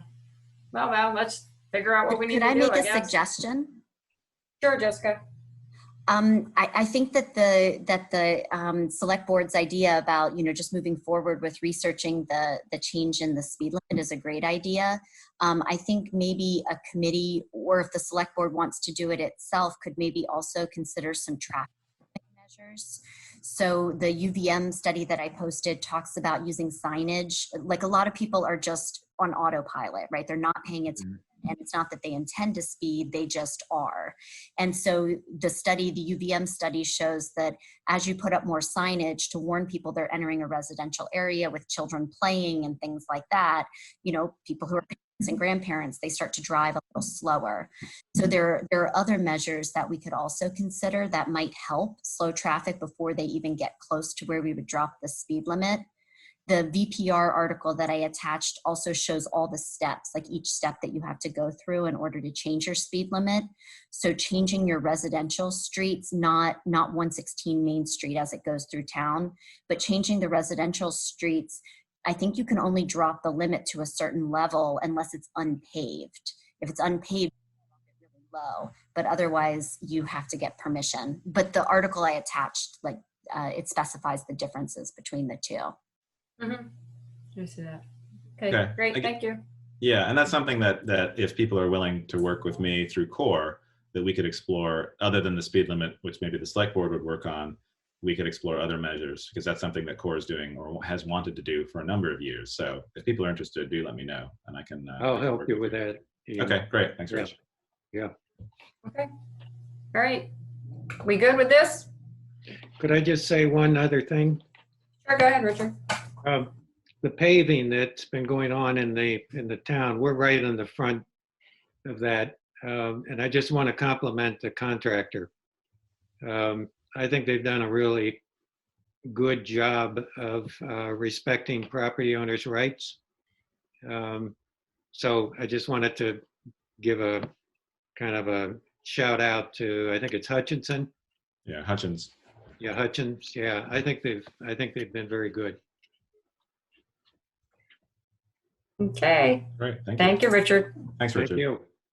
Okay. Next, adopt warning for the November 3rd, 2020 special town meeting election for voter approval of proposed Bristol Unified Developmental Regulations.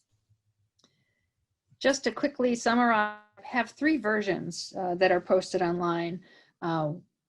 One is no meeting prior to the November 3rd vote for any kind of public discussion ahead of time.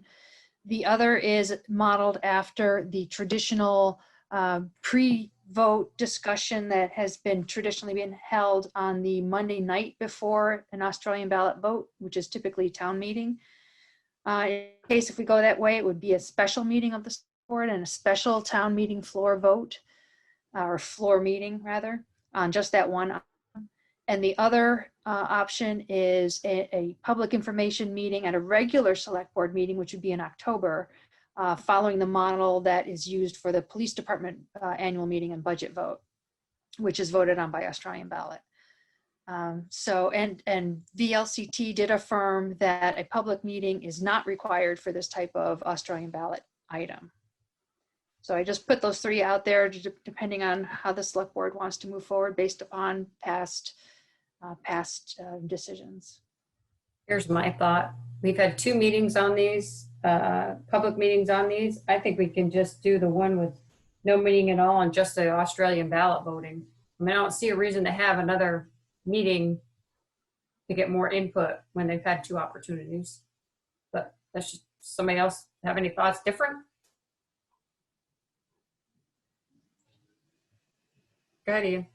I guess, I don't know, similar, I think we're getting good attendance for our meetings now because of Zoom, because of what that allows people to do during this time. But I still think it's a nice, not that I don't know what the answer is, but I still think because of this unusual way of voting that people are getting sent ballots and then we have to request this ourselves, that the more we can get out there to get the public informed about this, the better.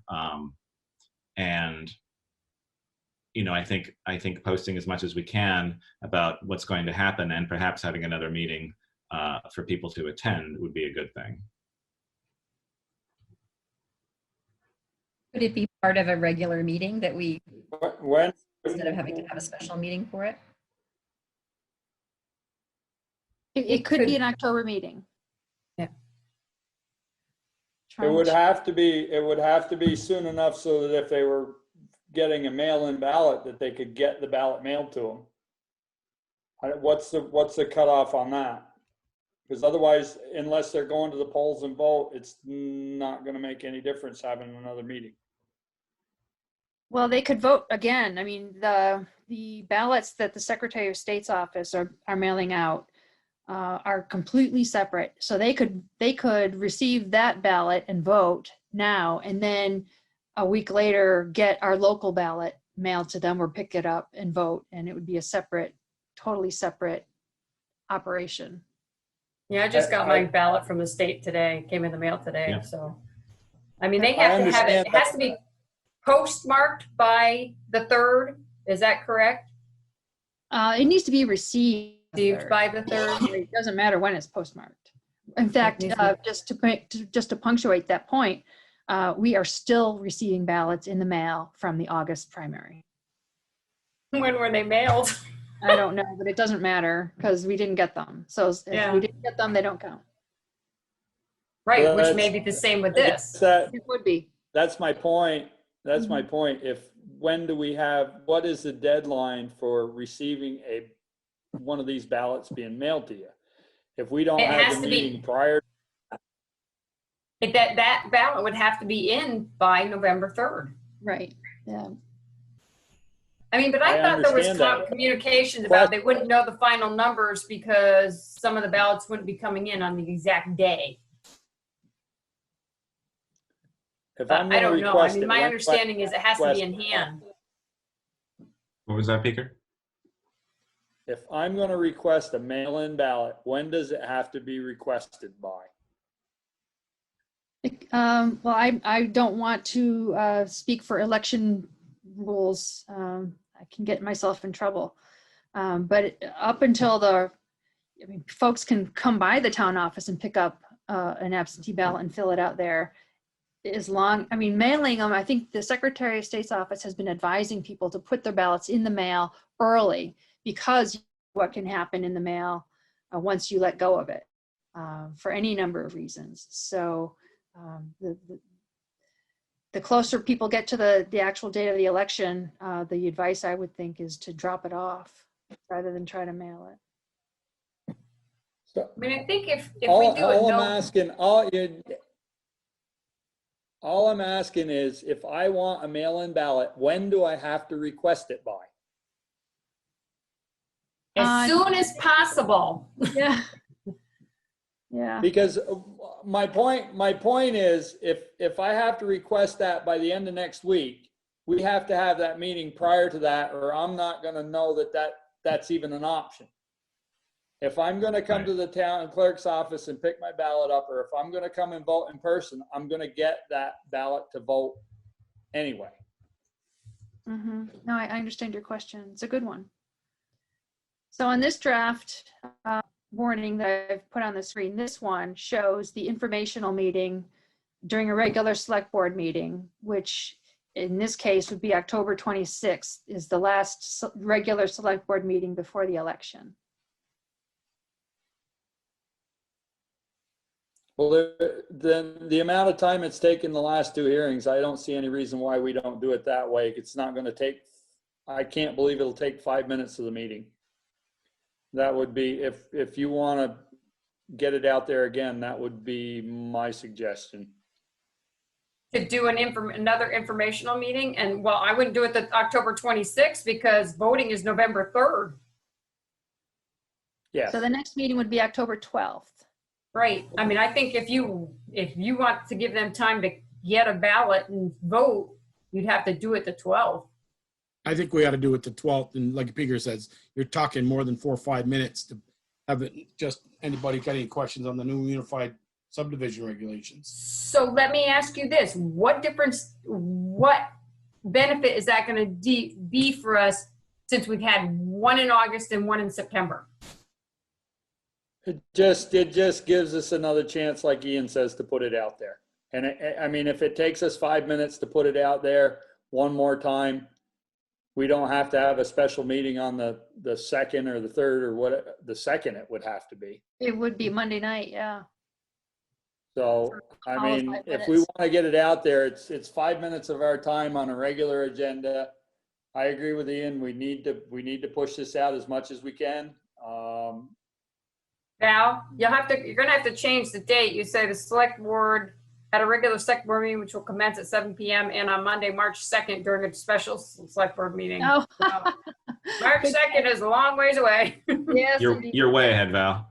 Yeah. Yeah, actually, that was last year. Last year. Yeah, you can tell I recycled an old one just to get the structure, but Yeah.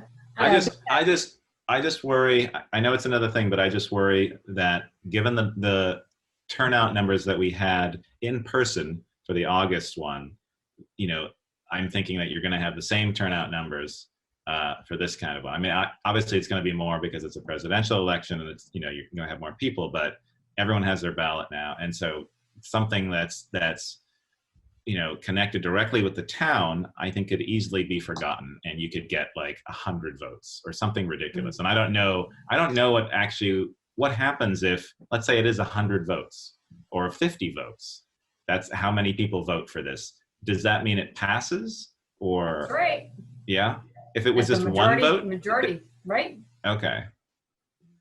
Joel, did you have something? Yeah. So we've had a number of people on Zoom, you know, maybe up to 25 at the time.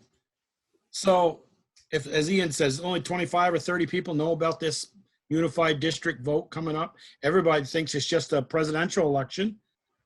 So how do they know, oh, I didn't even call and get an absentee ballot?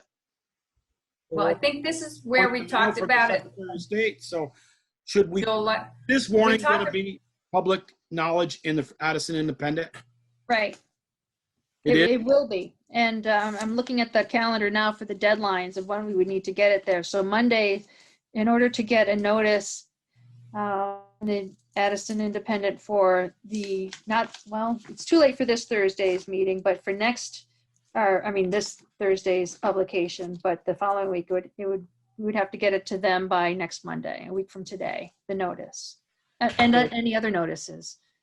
So we had it in there on the Thursday, the October 8th, and Thursday, October 15th. Yeah. Times in a row saying, if you want a ballot to vote for this, you need to call the town clerk to get one sent to you. Well, and I think you put it on Front Porch Forum too. Yeah, all that. Every week.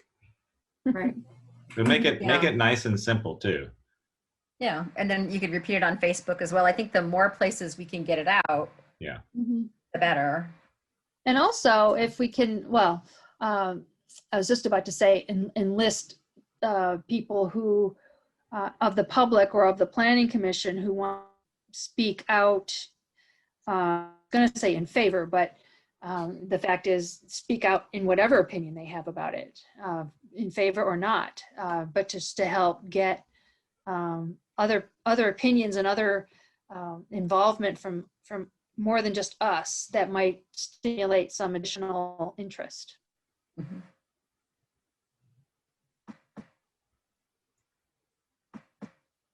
So I guess we're gonna do the one about the regular meeting, Val.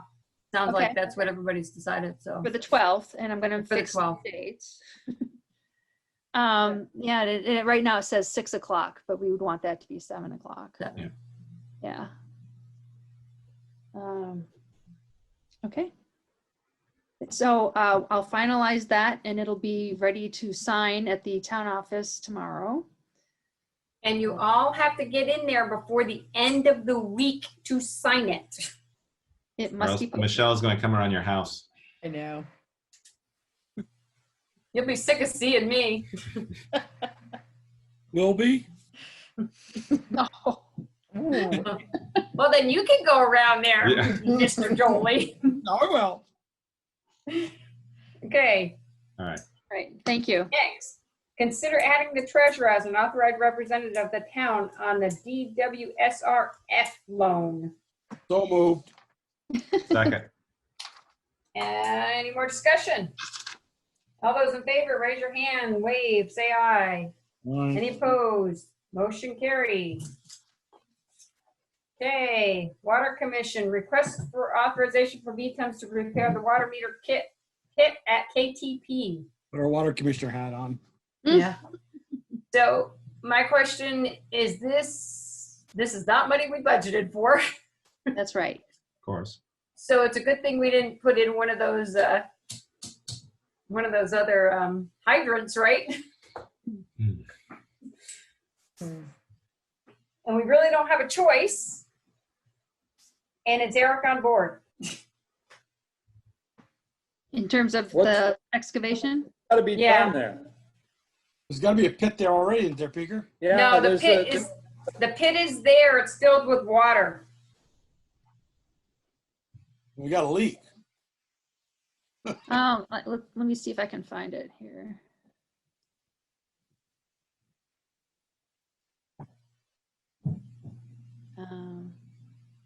Apparently it needs to be resealed and reinstalled. So the meter needs to be fixed. Well, let me pull up the. I was under the impression it was the meter and the pit. No, the pit's concrete. So where'd the water come from? Let me see. Because it says it's filled with The water. meter. Okay, so. Oh yeah, that's filled with water. It's filled with water for sure. They pumped it out, and what the deal is, this sealant right here, it's the water's coming in through the seal. So they need to pull it apart and reseal it, and then they need to do something down here too. I didn't quite follow all the details, but so something needs to be. Yeah, we haven't had any rain. So it's seeping in from below. So they need to excavate it out and reseal this. And I think the top too, up at the top rim also needs to be resealed. So Val, when you say excavate it, they have to dig the whole thing out That's what I understood. and put a whole new pit in, or they're gonna put this pit back in? Put this pit back in, but resealed. It's all gravel there. Pump the thing out and drill a couple holes in the bottom and be done with it. But that's where the water's coming in from. No, the water's got to be coming in. There's no way that water is staying in that soil there. That is pure gravel. When I put that pit in, I had a hole that was probably 20 feet wide. So Well, maybe you gotta talk to Cy. I got a meeting with Cy tomorrow morning at 8 o'clock. We're gonna walk Main Street, East Street, and West, and identify all the markings that they paved over, and then we're going over and look at this. Oh, jeez. So he called me today. So I would be inclined to pump that out and try drilling a couple holes in the bottom of it. okay. Well, if we pump it out, we may see water. There's a leak somewhere in a pipe breaker. So Yeah. right, may not I thought have it to said drill the holes. been pumped out once and filled back up, or not. There's a leak. Well, I don't know. There's a Do you leak know in the that, pipe. Val? I don't. That's a picture before they pumped it. Right. I gotta believe there's a leak in the inside. There hasn't been any, well, maybe. I don't know. I can't remember if the lines coming in are sealed or not. Mm. Because there's I guess one somebody's- line, there's a 4-inch line coming in and a 2-inch and a 1-inch line going out. Hey, Jolie, we're gonna leave it on your plate to discuss. Done. Okay. So what about authorizing expense for Yes. repair? You want to say up to $1,500? I have no idea what it's gonna cost. I mean, They've estimated 1,500 to 2,000. well, to reseal the top of that, you just pick the top off and you put new mastic on it. And then there's just a rubber O-ring that sets in under that steel frame and lid there. There's a rubber O-ring that goes around the diameter of that, which probably just needs to be cleaned up. There's 1,500 to 2,000 for 1 day of work to excavate the meter pit, clean it out, replace parts if necessary, reseal and reinstall. And that is with Eric doing the excavating, right? What are Eric's thoughts on this? Yes, he's still with us. Oh my gosh. Oh, you mean in the Zoom? Yeah. Yes. You were off screen there for a minute, Eric. What are your thoughts, Eric? Yeah, we could schedule it in. It wouldn't be this week. Well, since it wouldn't be this week, and apparently this situation has been, it's been like this for a while, apparently. So it doesn't seem like it's particularly urgent then that it can't wait, if you want to wait till the next meeting to. Well, is the meter pit I'd like working? Is the meter a working? little more information. Yeah. I mean, I think if you go Peaker's route, it's going to cost us about $25, it sounds like. So. We like that. We like, Yeah, we like that one. I do like the sound of that, especially given our water budget. Yeah, I think more information would be useful if Peaker has those suggestions and remembers how it was put in. I mean, my concern is that, so the meter pit, the meter's not working, so how are we billing them for water? Not enough. But it needs to be pumped out. If there's something in the meter that's not working, then I think that might be part if of the it too. meter's That leaking, something in the it meter. needs to be also- pumped out, and we need to know what's going on. Yeah. Okay. So we If need they more pumped it out, information. we haven't had any rain this summer. There's no reason for it to be full. Yeah. Hey, Jolie, so you'll talk to Cy tomorrow? I'll talk with Cy in the morning about it. Okay, Thanks, Joel. thank you. Thank you. Okay, COVID-19 update, preparations, response, and impacts. Wait, did you make a motion for anything, or you're just having Joel Having Joel look. talk to Cy? Joel's going to talk to No Cy. motion, Joel's gonna talk to Cy, get some more information, and we'll probably Try talk to about catch it you next guys tomorrow. meeting. Okay, thanks. So I know the office was open last week, Monday, Wednesday. Do you know how that went? It went very well. Very well. Good. Yes. Um, Anything else on that front? No, just to point out, as I mentioned in my notes, that that we did get the grant through the state Department of Taxes for more than $25,000 to step up the scanning of the land records so that a full 40 years will be available for online researching. That process has begun, and it's moving along fairly. The part that's going to take time is for the indexing of the books. And there are 97 books, and it takes about 6 hours per book. So it's going to be a little while. Still, it's a pretty significant step forward. And, Sure and is. other grant applications have been approved or are in the process of being approved for reimbursement of our COVID expenses. So that's good news too. So, Val, I have a question about that. We have the link on our website, Land Records, and it goes to the Record Hub systems.com. Right. I click on it, and it says down for maintenance. I don't know how long that's been there. But when I clicked on it before, I think it was mentioned when we first did a link, or I talked to Jen about this. When you click on it, I still need a username and password. Is that something I have to get from the town? It's not an open system No. where I can just search? No, you set that up. You set that up yourself. You could set your own account up. The only thing you have access to, though, is really the index. If you want to actually copy stuff, then you have to set up an account and pay $5 plus the cost for the per page cost for any copies you make. But I can read what's in You there. can I just read the can't print it out. index. Okay. You can read the index. You can't see any of the documents, but you can read the index. Oh, okay. I see. And so, the Sharon indexes the books in such a way that the indexes contain more information than if the director was doing it. So hopefully the index alone, the index has a lot of information that's still useful to folks without having to pay. yeah, I saw your post, Val. My only comment on the post is that you should have led with the huge grant number. You detailed about the land records, and I was like, this is great, knowing what it was. But at the bottom, it was like, and we've got over 25,000. I was like, put that right at the top, right there. Sharon deserves the credit for that one. It's great. All right, paving and sidewalk project update. Hopefully they're going to be wrapping up the Main Street project very soon. As Joel mentioned, the water meter top things, I'm drawing a blank on the word, covers. The caps. Yeah, that's still a challenge apparently, but not for lack of trying to get that dealt with before the final paving. But Hutchins, V-Trans and Hutchins have assured us that they will take responsibility for making sure that they're all dealt with correctly. The striping is expected to begin this week, and other roadway markings next week. And I mentioned in my notes that related to the water system, we got a quote from Ike to do the repair paving on Rockydale, and also Mountain Street to repair the road where the water line was repaired.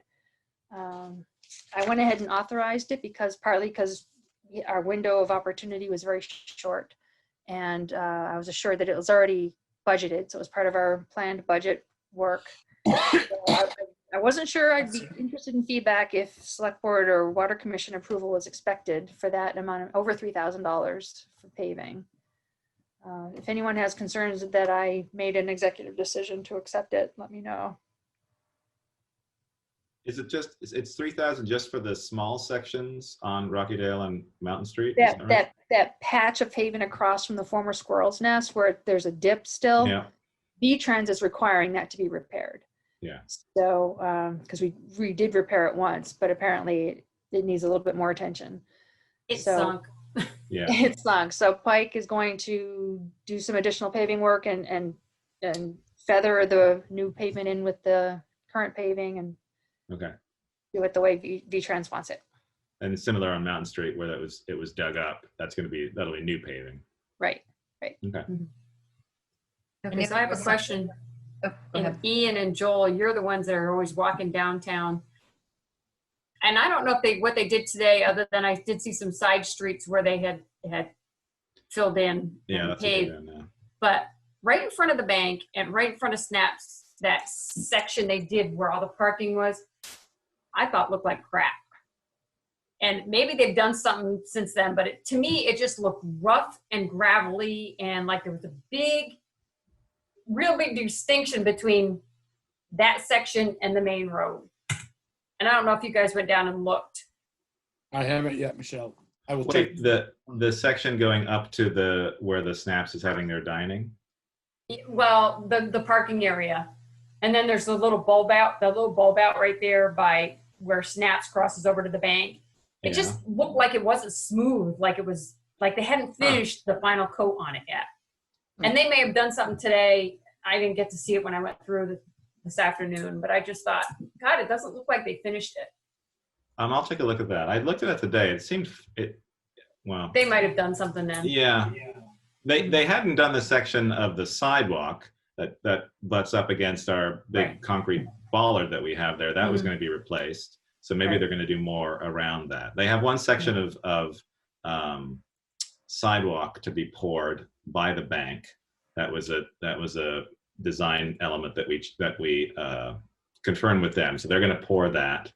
They still have a bunch of cleanup to do on the sidewalk, just various mess that has been left on either lamppost bases or just the sidewalk. And there's still a couple of panels that they need to have or whatever they're going to do to remove the water that sits on them, because we're not accepting that. But I think we're going to, Hutchins has their punch list, and then Val and I and Chris and whoever are then going to go around to sign off. We get all that. We can do a new punch list and have them work on it, or we do a final sign off when we are happy with the project, which is good.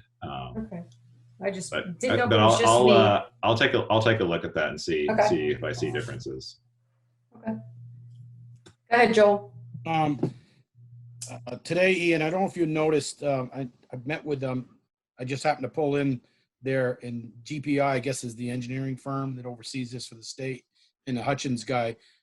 Between the two, the drop inlet across the road from about the one by Champlain Farms and the one down by almost to the Catholic Church on the Park Street side, there's water in between them to the tune of about a half an inch. It's moved from that one we all saw all summer down by the Catholic Church. It's moved more towards the middle.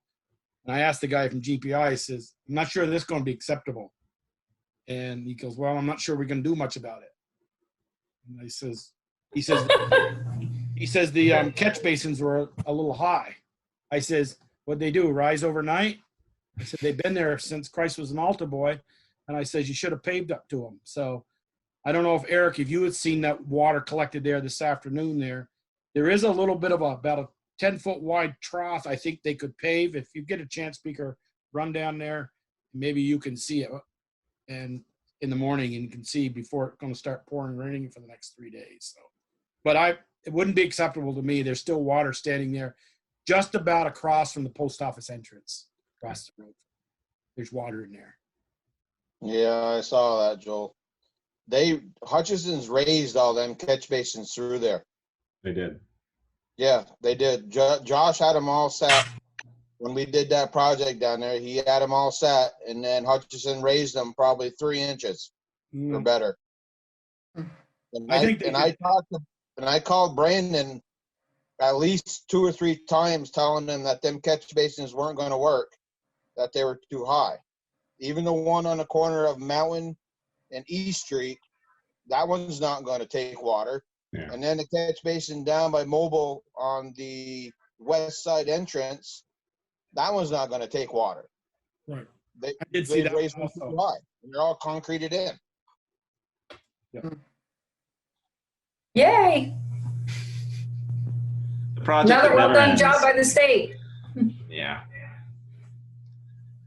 Yeah, I mean, I don't think we should accept any of that. Let's hope we get some good rain so we can see where all the issues are. And they knew where the issues are when we had the last rain that was marked out. But I think you're right, Eric. I walk down almost every day walking around, and before that last paving came in, it was 3 or 3.5 inches of catch basin height there, and it's they're only supposed to be putting in 1.5 inches or something, whatever it is, for that top coat.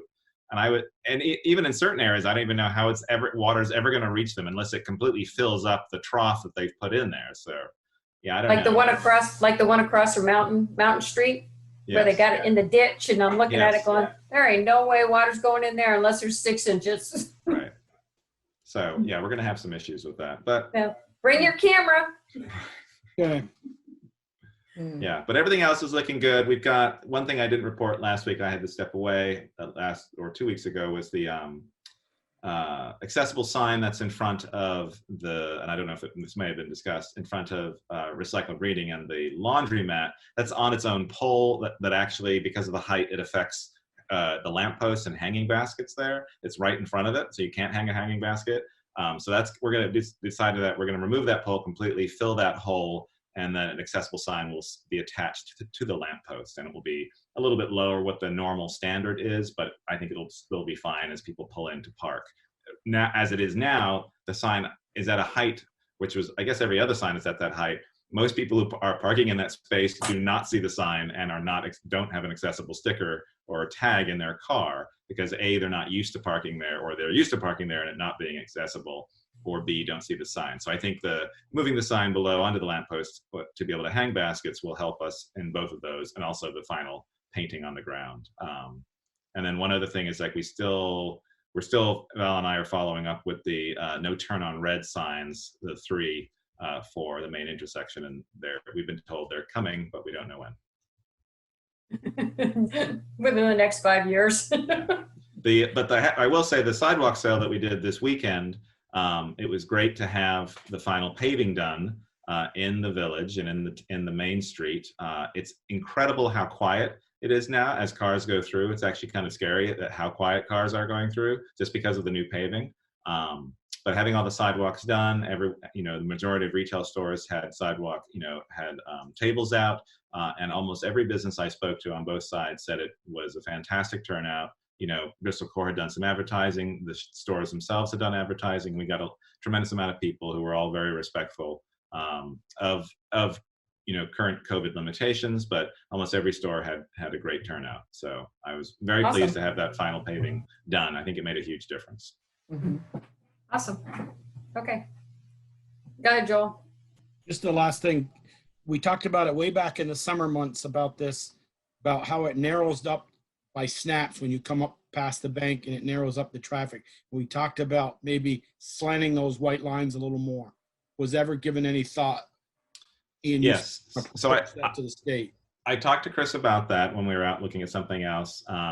He said that there is difficulty with doing that because of you're starting to get a bit too close over to the side. He said he could consider that, and I'll raise that again. The one issue that I actually noticed after the fact, the reason we were seeing more truck backs of cars and backs of trucks in the right of way or in the road line was because they actually, when they did the temporary painting after that first coat, they actually painted the parking spaces incorrectly. The one by Snaps is actually accessible where you're parking parallel, and they actually didn't have that. They had cars parking diagonal all the way to the end. So that's why it suddenly seemed very narrow. It's because they created a couple more parking spaces that weren't supposed to be there. Right now, they've marked it with temporary markings back as it should be. They followed the actual diagram this time, and so I don't think we need to move that center line. It does get close if you have a really long truck. I think because the parking space is actually like 2 spaces up now where it should have been, I don't think we'll have the issues that we saw in the summertime. Traffic calming. Yeah. That's true. Get a long truck and park on Main Street. It wasn't just this summer. It last winter, all the winters. When yes, that breakfast crowd, the truck drivers pulled in there. They're sticking out in the road, and I think if we just slant those a little more, so it wasn't just a summer problem. So I thought the whole discussion, Ian, was that if they slanted them more, we were going to wind up losing yes, a parking spot or two. Chris said that too. If you start to play with the angles, that you might lose. I think he can fudge the middle as you sort of start to get down, and you can push it more towards the Yarn and Yoga and Art on Main building.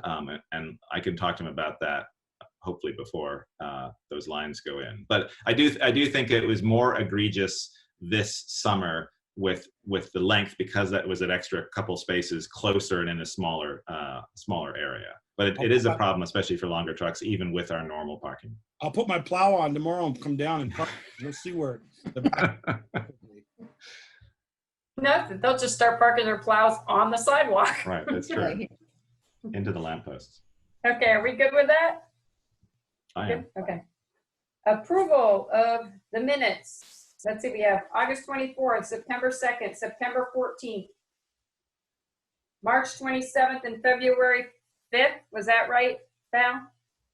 Well, there's 2 separate agenda items. This one is the current minutes. Okay. August 24th, September 2nd, 7:14. Correct. Okay.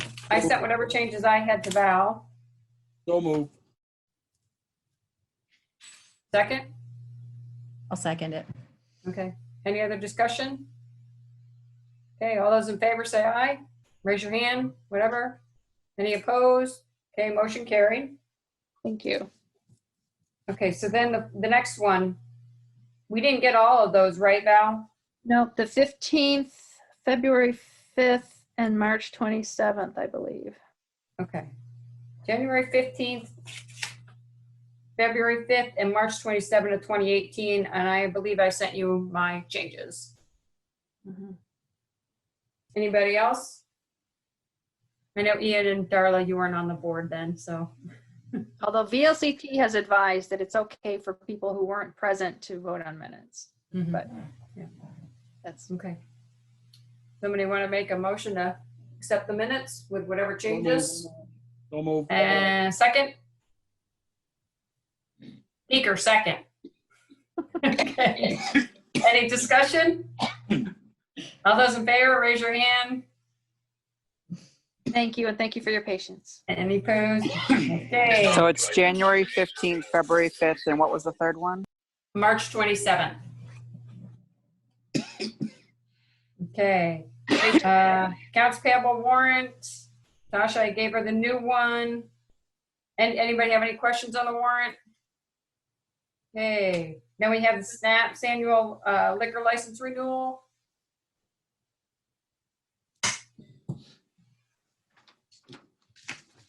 We don't have, do we have to sign that one, or is that one Jen signs? No, the select board needs to sign that one. I signed it today, so I'll make a motion, we accept them. Okay. Somebody want a second? I'll second it. Okay, any I discussion? thought we don't approve, we don't approve those. Or I is don't it know a that we special approve it, we all event? just have to sign it, I think. Okay. I don't think, we haven't made motions to approve them, do we? Did we just sign them? But Joel? Is it just the special event ones that you approve? Yeah, the special events one we approve. Okay, then this is Yeah. just the annual regular thing. Annual release. Okay, so we need to get in there and sign that, the rest of you, There- along there- with the, there's the space. along for with the resolution. Before Right. the end of the week. And the town meeting warning. Right. Okay. Select board roundtable. Peeker, we'll start with you.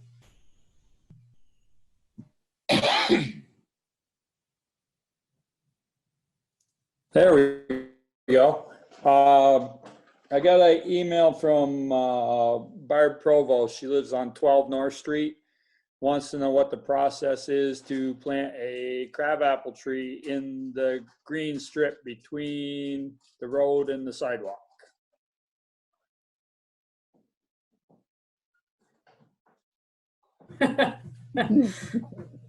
Don't know. I would think we would I want the don't tree either. warden's I know input. that, I know Eric's waving his hand, so let's see what Eric says. In the past, they usually put a stake out where they want it, and then when Pete was here, he would go look. And I've done a couple of them just to make sure that they're out of the wing area and they're not going to interfere with the sidewalk plow when they get grown up and stuff like that. And then we just, if they're going to plant them themselves, get a hold of side and to mark out for the water. And they, of course, they got to call a dig safe, and then let them put them in. Mm-hmm. But are then we responsible for them when they have to be cut down or trimmed or whatever? Yeah, I mean, that's what we've done in the past.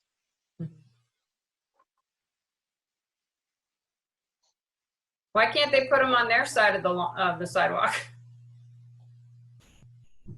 I'm guessing that 12 North Street is probably the co-housing there, and there's a fence there. Yeah. So then put it inside their fence. There isn't there not for that one. There isn't a fence there. The fence starts after that building. They have the I believe this is 12. They have the covered porch, not the covered porch, but the outside screened-in porch. Thank you. Screened-in porch. They have their entrance, and then they have a green area. It looks like there's a tree there already, but there are no other trees in the green space anywhere along that space, right? I just worry about maintenance. Yeah. Well, I mean, that would be true for any street trees that are in the Right. village. And as we move forward with the Emerald Ash Borer strategic management plan, and that's going to ultimately result in some trees being removed, we need to plan for their replacement, and it's going to raise the same thing. But the community has expressed over recent years, back when the Vermont gas discussion was going on, there's a lot of support for maintaining the street trees and adding more. So I think, and we've added money in the budget to plant new street trees and maintain them and other trees.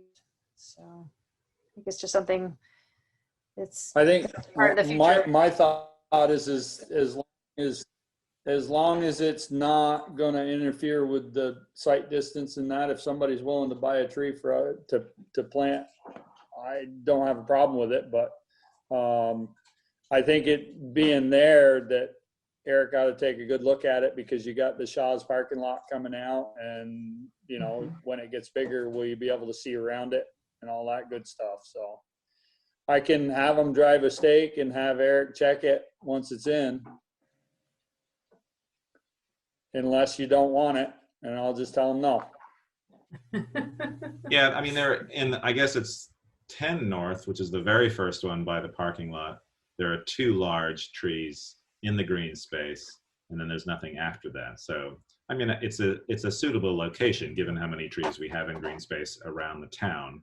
I'd want to see it similar to, as Peter said, like just checking site distances and also just make sure that it's like centered in the green space and you know, seems to be fairly, you know, a thought out location for it. And it won't interfere with water lines or anything else that might be around there. Yeah.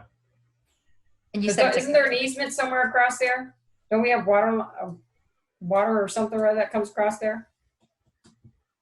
There's the water line comes from over by that hydrant across. Yeah.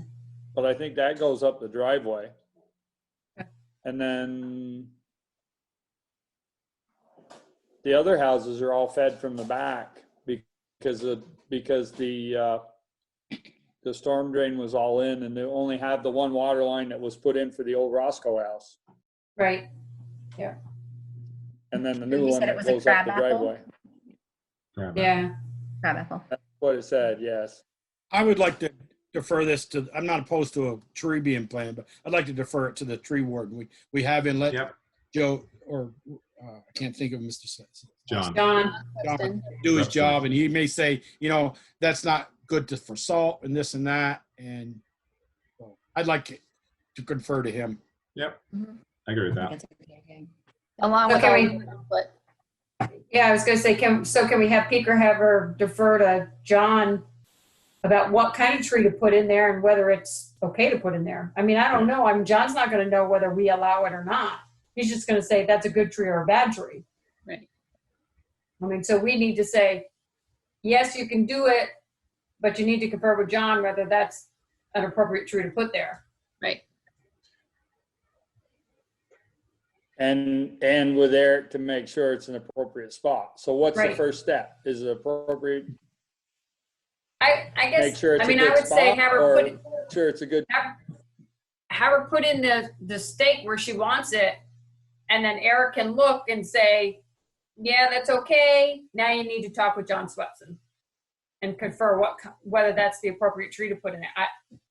I mean, that's just my guess, because how is John going to know, okay, she's putting it where? And Well, in a way, I would suggest that John be consulted first, because if a different tree is selected, then it would have different characteristics that would affect its location, like the girth of the trunk and the canopy. So I think we first would need to know what type of tree is ultimately proposed to be there. So And I have to say,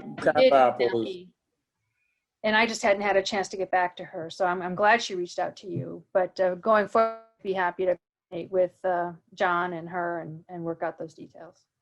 Yeah, I think John and Eric sort of meet if they can to discuss that, and then I guess come back to us with. I don't think they need to come back to us. Great. All right, there you go. Okay, so it's off your plate, Peter. So who do I tell her to get a hold of? She's already reached out to me, and I just hadn't had a chance to get back to her yet. So. All right. So I will just drop her an email telling her that you're going to get back with her. Right. Thank you. Okay. Okay. Perfect. Anything else, Peter? Not that I can think of. Okay. Darla? I had an email from Patty Heatherly, who was on earlier, but I don't think she's still with us. She had a concern about Halloween this year. And would I the think town we all got that email. Yeah. So would the town have a discussion about that? I did forward her some information from the Vermont Department of Health and Dr. Levine, who has advised that with some creativity, and he feels that Halloween can happen safely if people practice distancing. There have been a number of ideas of not having kids come to your door, but having candy placed, you know, on your walkway or, you know, out by your drive or something like that. Knowing that the Vermont Department of Health is on board with Halloween, I have no problem with it, but I did promise that I would, you know, bring it up. Yeah, I mean, I'm not sure we can direct people that say, no, you can't do Halloween, or yes, you can. I mean, I'm gonna guess that most parents who don't feel comfortable aren't gonna have their kids go out, so. I'm thinking numbers will be smaller, although it is, I believe, a Saturday this year, which always It is. things. And if it's nice weather, we don't have a storm like we did last year. But again, I think that it can be done safely. And we can advertise how to do that safely. We could use some of that information from the Department of Health on our Facebook page and that kind of thing. Right.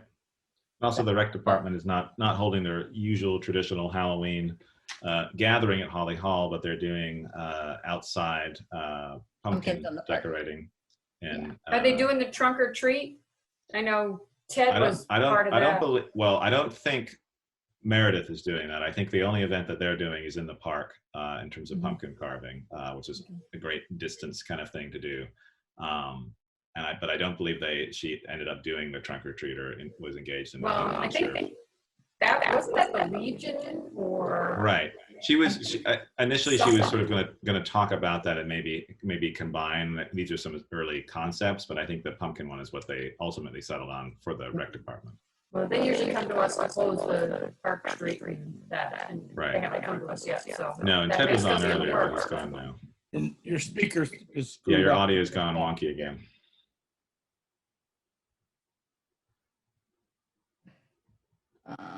It's that time of the night. Yeah, I know. Is that it, Darla? That was it for me. You're still wonky, but yes, that was it. I'll try and figure that out in a minute.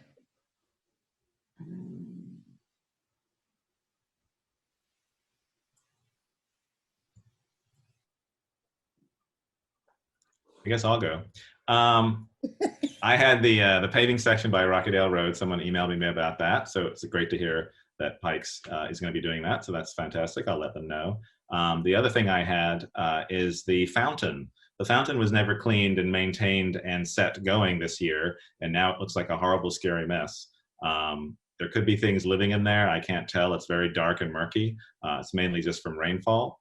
So I would love to get that cleaned out and nice and clean for wintertime. So it's not something that we have to deal with in such a state next year. Also, my kids keep trying to play in it and I don't want them to. Hey, is my microphone back?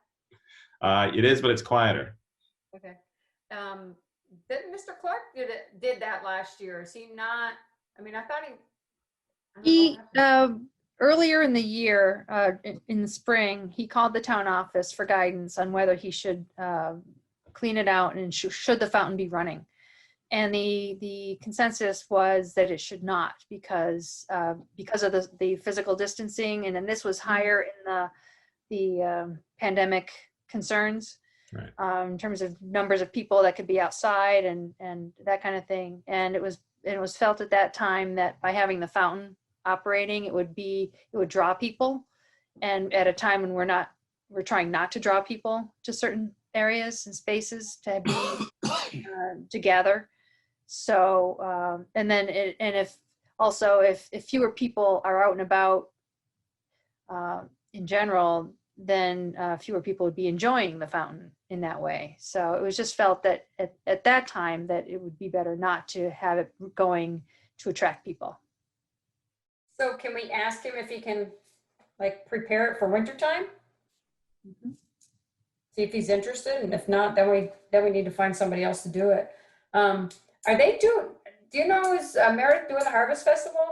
Are they doing that at a, no, okay. No, that was the sidewalk sale was the Harvest sidewalk sale. Okay. That was the event that okay. we worked towards instead last okay. weekend. Anything else, Ian? No, that's it for me. Thanks. Joel?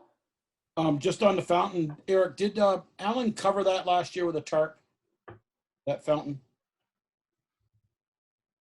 He didn't? No, he didn't. He just left it open? Yeah, he just drained it off.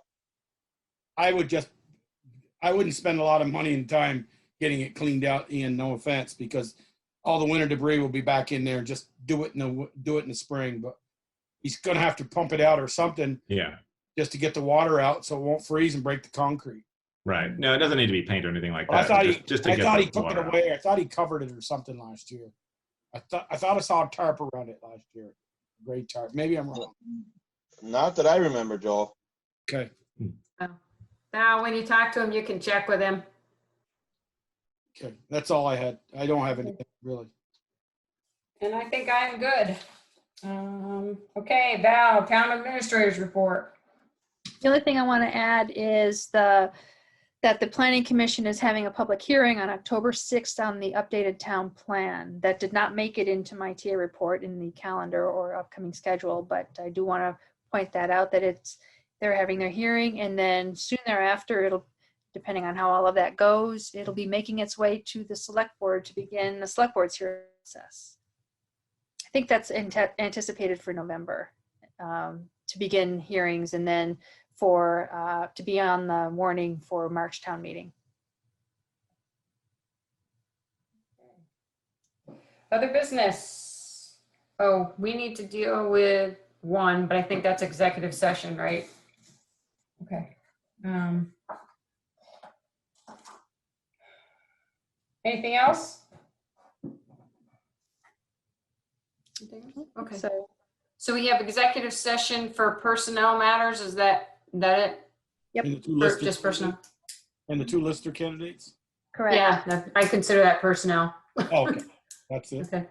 All right. I'll make a motion that we enter into executive session per 1 VSA section 313 to discuss personnel matters. Second. Any more discussion? All those in favor, raise your hand, say aye, whatever. Okay, motion carried. We are now in executive session. Are we inviting anybody or do we not? We don't need to invite anybody. I don't think so. Okay. Are you going to send a new meeting? Well, we can just stay online if that works for folks.